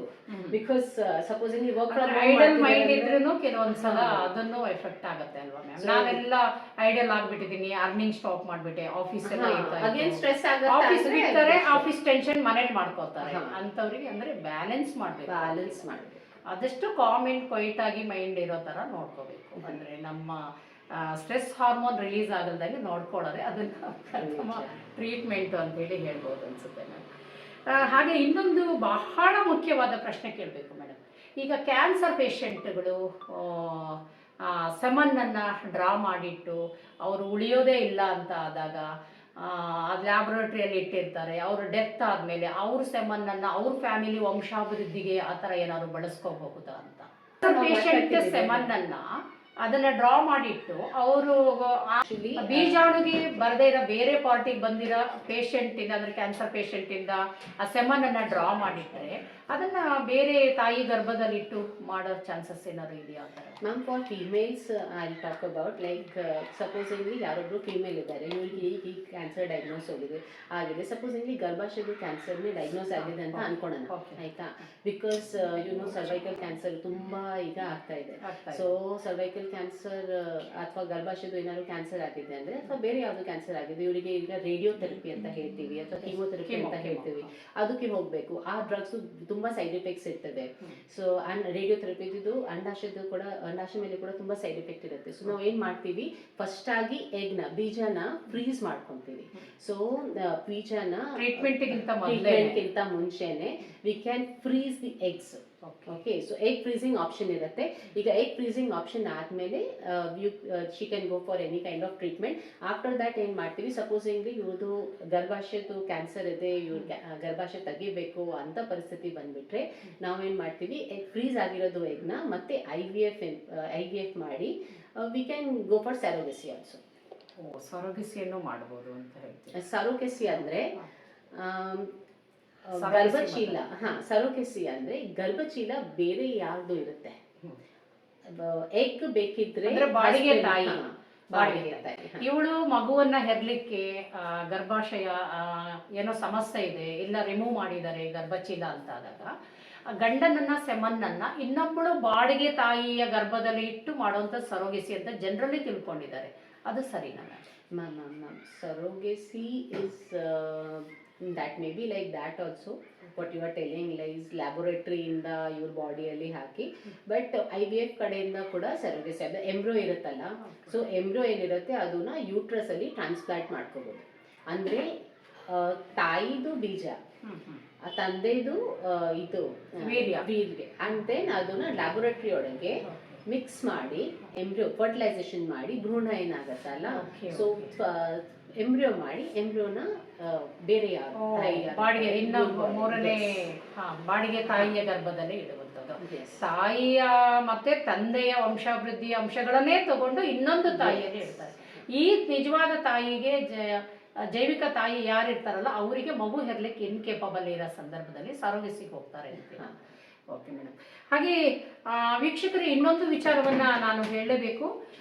ಬಾಂಬೆ ಹೈಕೋರ್ಟಲ್ಲಿ ಅಂದರೆ ಇದೇ ವರ್ಷ ಜೂನ್ 25ನೇ ತಾರೀಕು ಒಂದು ಕೇಸಿನ ಬಗ್ಗೆ ಒಬ್ಬರಿಗೆ ಕ್ಯಾನ್ಸರ್ ಆಗಿರುತ್ತೆ, ಒಬ್ಬ ಹುಡುಗನಿಗೆ ಕ್ಯಾನ್ಸರ್ ಆಗಿರುತ್ತೆ. ಕ್ಯಾನ್ಸರ್ ಟ್ರೀಟ್ಮೆಂಟ್ಗಿಂತ ಮುಂಚೆನೇ ಅವನ ವೀರ್ಯವನ್ನು ತೆಗೆದು ಲ್ಯಾಬೊರೇಟರಿಯಲ್ಲಿ ಇಟ್ಟಿರ್ತಾರೆ. ಲ್ಯಾಬೊರೇಟರಿ ಇಟ್ಟು ಅದು ಶೇಖರಣೆ ಮಾಡಿ ಇಟ್ಟಿರ್ತಾರೆ. ನಂತರ ಅವನು ಕೀಮೋ ಎಲ್ಲ ಥೆರಪಿಗಳು ತಗೊಂಡು ನಂತರನೂ ಆತ ಸಾವನ್ನಪ್ತಾನೆ. ಸತ್ತ ನಂತರ ಅವನ ತಾಯಿ ಮುಂಬೈ ಮೂಲದ IVF ಕೇಂದ್ರದಲ್ಲಿ ಅದನ್ನು ಶೇಖರಣೆ ಮಾಡಿರ್ತಾರೆ. ಬಾಂಬೆನಲ್ಲಿ ಅವರು ಲ್ಯಾಬೊರೇಟರಿನಲ್ಲಿ ಅವನ ವೀರ್ಯವನ್ನು ಇಟ್ಟಿರ್ತಾರೆ. ನಂತರ ಮುಂಬೈಯಿಂದ ಗುಜರಾತಿನ ಲ್ಯಾಬೊರೇಟರಿಗೆ ನಮ್ಮ ಮಗನ ವೀರ್ಯದಿಂದಲೇ ನಮ್ಮ ವಂಶಾಭಿವೃದ್ಧಿ ಆಗಬೇಕು ಅಂಥೇಳಿ ಅವರ ತಾಯಿ ಅಪೇಕ್ಷೆ ಪಟ್ಟು, ಇಂಟ್ರೆಸ್ಟಿಂಗ್ ಕೇಸ್ ಬಗ್ಗೆ ಹೇಳ್ತಾ ಇದ್ದೀನಿ, ಕಳೆದ ತಿಂಗಳು ಆಗಿರುವಂಥದ್ದು ಇದು. ಮ್ಯಾಮ್, ಬಾಂಬೆಯ IVF ಕೇಂದ್ರದಲ್ಲಿ ಶೇಖರಣೆ ಮಾಡಿ ಇಟ್ಟಿರ್ತಾರೆ ಕ್ಯಾನ್ಸರ್ ಪೀಡಿತ ಒಬ್ಬ ಹುಡುಗನ ವೀರ್ಯವನ್ನು. ನಂತರ ಅವನು ತೀರು ಹೋಗ್ತಾನೆ. ಗುಜರಾತ್ IVF ಕೇಂದ್ರಕ್ಕೆ ನನಗೆ ವರ್ಗಾಯಿಸ್ಕೊಡಿ, ಅಲ್ಲಿ ಟ್ರಾನ್ಸ್ಫರ್ ಮಾಡಿ, ನನ್ನ ಮಗನ ವಂಶ ವೀರ್ಯದಿಂದನೇ ನಾವು ಬೇರೆ ಬಾಡಿಗೆ ತಾಯಿಯ ಗರ್ಭಚೀಲದಲ್ಲಿ ಇಟ್ಟು ನಾವು ಒಂದು ಮಗುವನ್ನು ಪಡ್ಕೋಬೇಕಂತೇಳಿ ತಾಯಿ ಅಪೇಕ್ಷೆ ಪಡ್ತಾಳೆ. ಬಾಂಬೆ ಹೈಕೋರ್ಟಿನ ಜಡ್ಜ್ ಆದಂತಹ ಗೌರವಾನ್ವಿತ ಮನೀಶ್ ಪಿತಾಲೆ ಸಾಹೇಬ್ರ ಮುಂದೆ ಈ ಕೇಸು ಕಳೆದ ತಿಂಗಳು ಜಡ್ಜ್ಮೆಂಟ್ ಆಗಿರೋಂಥದ್ದು, ಇದೇ ವರ್ಷ. ಆಮೇಲೆ ಅದಕ್ಕೆ ಅವರು ಲ್ಯಾಬೊರೇಟರಿಗೆ ರಿಕ್ವೆಸ್ಟ್ ಮಾಡಿಕೊಂಡಾಗ ಅಲ್ಲಿ ಕೋರ್ಟ್ ಆದೇಶ ಇಲ್ಲದೆ ನಾವು ಆ ಥರ ಲ್ಯಾಬೊರೇಟರಿ ಟು ಲ್ಯಾಬೊರೇಟರಿ ಸ್ಪರ್ಮ್ಸನ್ನು ಶೇಖರಣೆ ಮಾಡಿಟ್ಟಿದ್ದು ಕೊಡೋಕ್ಕಾಗಲ್ಲ ಅಂತ ಒಂದು ಕಾನೂನಿನ ತೊಡಕಾಗುತ್ತೆ ಮ್ಯಾಮ್. ಅವಾಗ ಏನಾಗುತ್ತೆ ಅಂದರೆ ಬಾಂಬೆ ಹೈಕೋರ್ಟಿಗೆ ಅವರು ತಾಯಿ ಒಂದು ಪಿಟಿಷನ್ ಹಾಕ್ಕೊಂಡು ಆ ಹೈಕೋರ್ಟಿಂದ ಈ IVF ಕೇಂದ್ರ ಬಾಂಬೆಯಿಂದ ಗುಜರಾತಿಗೆ ಟ್ರಾನ್ಸ್ಫರ್ ತಗೊಳ್ತಾರೆ ಮ್ಯಾಮ್. ತಗೊಂಡ್ಬಿಟ್ಟು ಅದೇ ಹೈಕೋರ್ಟ್ ಅಲ್ಲೇ ಆದೇಶ ಆದಮೇಲೆ ART ಕಾಯ್ದೆ ಪ್ರಕಾರ ಇದು ಪ್ರೊಸೀಜರ್ ನಡೆದು ಅಪ್ಲಿಕೇಶನ್ ಹಾಕ್ಕೊಂಡು ಕೇಸ್ ಹಾಕ್ಬಿಟ್ಟು ART ಕಾಯ್ದೆ ಪ್ರಕಾರನೇ ತಾಯಿ ಅಲ್ಲಿಗೆ ಗುಜರಾತ್ ಲ್ಯಾಬೊರೇಟರಿಯಲ್ಲಿ ಇಟ್ಟು ಈಗ ಮಗು ಏನೋ ಬೆಳವಣಿಗೆ ಹಂತದಲ್ಲಿದೆ ಅಂತ ಹೇಳಿ ಕೇಳ್ಪಟ್ಟೆ ಮೇಡಮ್. ಇದು ಸಾಧ್ಯ ಇದೆಯಾ ಮ್ಯಾಮ್ ಅಂತ ಅಂದರೆ ನೀವು ಆಗಲೇ ಹೇಳಿದ್ರಿ ಕೂಡ, ಅದಕ್ಕೆ ನನಗೆ ಇನ್ನೊಂಚೂರು ಕ್ಲಾರಿಫಿಕೇಶನ್ ಬೇಕು ಅಂತ ಅನಿಸ್ತದೆ. ಮೋಸ್ಟ್ಲಿ ಅವನ ಬೀಜಾಣುವಿಗೆ ಪಾರ್ಟಿಗೆ ಅದು ಕ್ಯಾನ್ಸರ್ ರೋಗ ಬರಲಿಲ್ಲ ಅಂತ, ಬೇರೆ ದೇಹದ ಭಾಗದಲ್ಲಿ ಕ್ಯಾನ್ಸರ್ ಬಂದಿರೋ ಪೇಷಂಟು ಅಂತೇಳಿ ನಾವು ಅಂದ್ಕೋಬಹುದು ಅನಿಸುತ್ತೆ. ಬಟ್ ತಾಯಿಯ ಗರ್ಭಚೀಲ ಮತ್ತು ತಂದೆಯ ವೀರ್ಯಾಣುಗೆ ಕ್ಯಾನ್ಸರ್ ಬಂದಿದ್ರೆ ಇದು ಒಂದು ವೀರ್ಯವನ್ನು ಶೇಖರಣೆ ಮಾಡೋದು ಇಂಪಾಸಿಬಲ್ ಅಂತೇಳಿ ಅನಿಸುತ್ತೆ ಈ ಕೇಸಿನ ಪ್ರಕಾರ ಹೋದರೆ. ಹಾಗಾಗಿ ಯಾಕೆಂದರೆ ಇನ್ನೊಂದು ತಾಯಿಯಲ್ಲಿ ಗರ್ಭಚೀಲದಲ್ಲಿ ಇಡೋದು ಅದು ಡೇಂಜರ್ ಆಗುತ್ತೆ, ಯಾಕೆಂದರೆ ಕ್ಯಾನ್ಸರ್ ಪೇಷಂಟ್ ವೀರ್ಯವನ್ನು ಇಡೋದ್ರಿಂದ. ಮೋಸ್ಟ್ಲಿ ಆ ರೀತಿ ಸೂಕ್ಷ್ಮವಾದ ಟ್ರೀಟ್ಮೆಂಟನ್ನು ತಗೊಂಡು ಇವರು ಮೇಯ್ನ್ ಏನು ತಂದೆ ಆಗಲಿಕ್ಕೆ ಅಂಡಾಣು ಮತ್ತು ತಾಯಿಯ ಗರ್ಭಚೀಲದ ಕ್ಯಾನ್ಸರ್ ಆಗದೆ ಇರೋ ಪೇಷಂಟ್ ಇದೆ ಇದು ಅಂಥೇಳಿ ನಾವು ಅಂದ್ಕೊಳ್ಳಿ. ಇತ್ತೀಚೆಗೆ ವೀಕ್ಷಕರೇ, ದ ಫೇಮಸ್ ಕನ್ನಡ ಮತ್ತು ಬಹುಭಾಷೆಯಲ್ಲಿ ನಟನೆ ಮಾಡಿ ಇರುವಂತಹ ಭಾವನಾ ರಾಮಣ್ಣ ಅವರ ಇನ್ಸಿಡೆಂಟ್ ಒಂದು ಈಗ ಎಲ್ಲ ಕಡೆ ಟ್ರೋಲ್ ಆಗ್ತಾ ಇದೆ. ಅವರು ಮ್ಯಾಮ್ ಅವರು ಮದುವೆ ಆಗಿಲ್ಲ ಮ್ಯಾಮ್, ನೀವು ನೋಟಿಸ್ ಮಾಡಿದ್ದೀರಿ ಎಲ್ಲ ಗೊತ್ತಿಲ್ಲ. ಭಾವನಾ ರಾಮಣ್ಣ ಮೇಡಮ್ ಅವರು ಕನ್ನಡದ ಫೇಮಸ್ ಆ್ಯಕ್ಟರ್ ಮೇಡಮ್, ಬಹುಭಾಷೆಯಲ್ಲಿ ಮಾಡಿದ್ದಾರೆ, 5 ಲ್ಯಾಂಗ್ವೇಜಲ್ಲಿ ಮಾಡಿದ್ದಾರೆ. ಅವರು ಬ್ಯಾಂಗ್ಳೂರಿನಲ್ಲಿ IVF ಇಂದನೇ ಅವರು ಮ್ಯಾರೇಜ್ ಏನು ಆಗಲಿಲ್ಲ ಮ್ಯಾಮ್, IVF ಇಂದನೇ ಪ್ರೊಸೀಜರಿಂದನೇ ಈಗ she is carrying 7 month ma'am. ಎಲ್ಲ ಕಡೆ ಟ್ರೋಲ್ ಆಗ್ತಾ ಇದೆ. ಈ ಮೂಲಕ ಅವರ ನಾನು ಸಾಕಷ್ಟು ಇಂಟರ್ವ್ಯೂಗಳನ್ನು ನೋಡಿದ್ದೀನಿ ಫ್ರೆಂಡ್ಸ್. ನಂದು ಒಂದು ಕೈಂಡ್ ರಿಕ್ವೆಸ್ಟು, ಭಾವನಾ ರಾಮಣ್ಣ ಅವರಿಗೆ ತಾಯ್ತನದ ಹಂಬಲ 40 ಇಯರ್ಸ್ ಆದಮೇಲೆ ಬಂದಿದೆ, ಅದು ತಪ್ಪಲ್ಲ. ಆಮೇಲೆ ಅವರು ಚಿಕ್ಕ ವಯಸ್ಸಲ್ಲೂ ಹೇಳ್ಕೊಂಡಿದ್ದಾರೆ, ಸಾಕಷ್ಟು ಇಂಟರ್ವ್ಯೂನಲ್ಲಿ ನಾನು ನೋಡಿದ್ದೀನಿ ಮ್ಯಾಮ್ ಇಂಟರ್ವ್ಯೂಗಳಲ್ಲಿ. ಅವರಿಗೆ 20 ಇಂದ 30 ಇಯರ್ಸಲ್ಲಿ ತುಂಬ ಆಫರ್ ಬಂದಿತ್ತಂತೆ, ಆದರೆ ಎಲ್ಲ ಮೂವಿಯಲ್ಲಿ ಆ್ಯಕ್ಟ್ ಮಾಡಬಾರ್ದು ಅಂತ ಹೇಳ್ತಾ ಇದ್ರಂತೆ.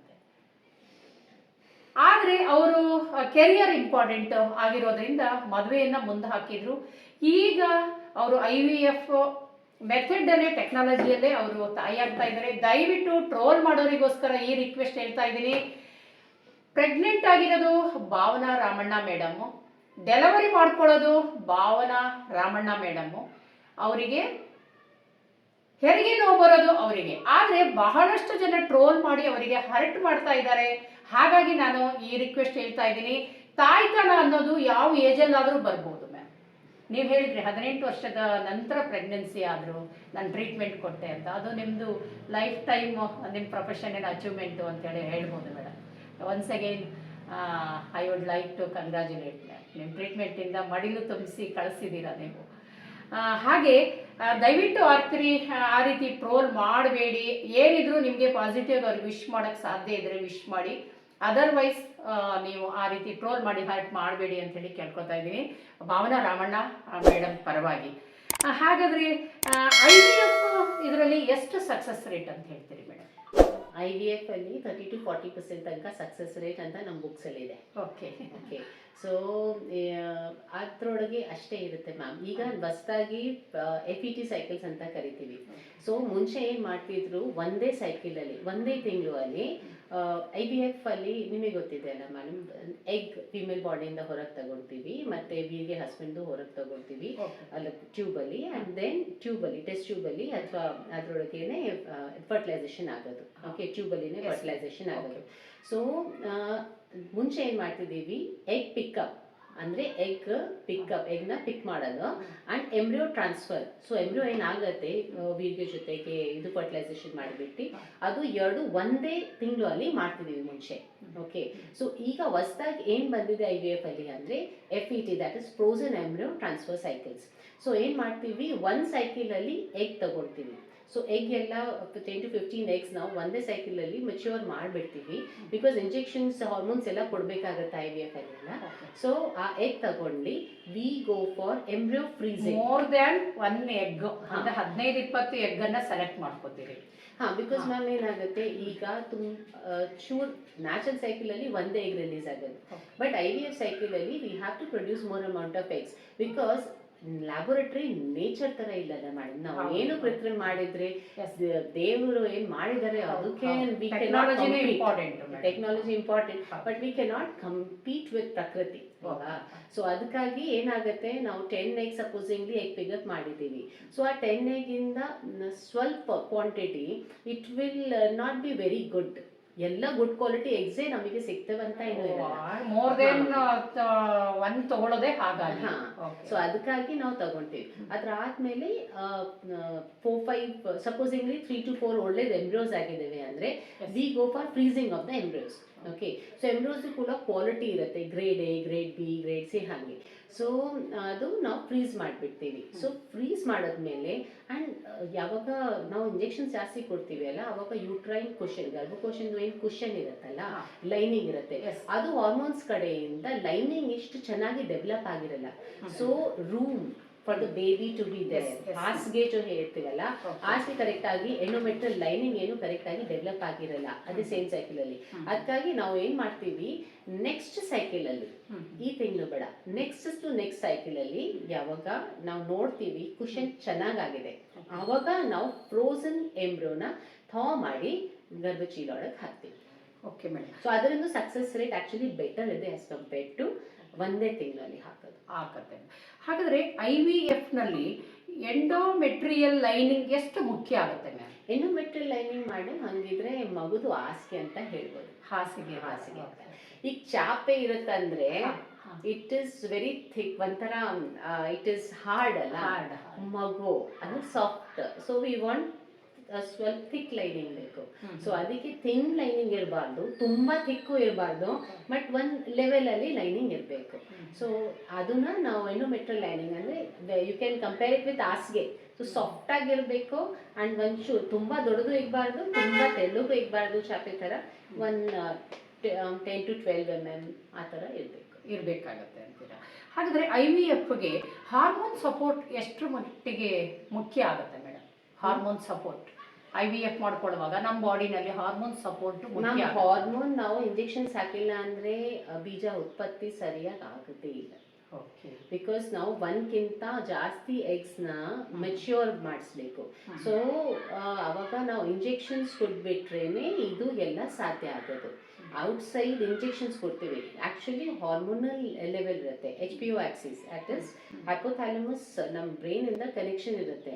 So hypothalamus pituitary ovarian axis ಅಂತ ಕರಿತೀವಿ.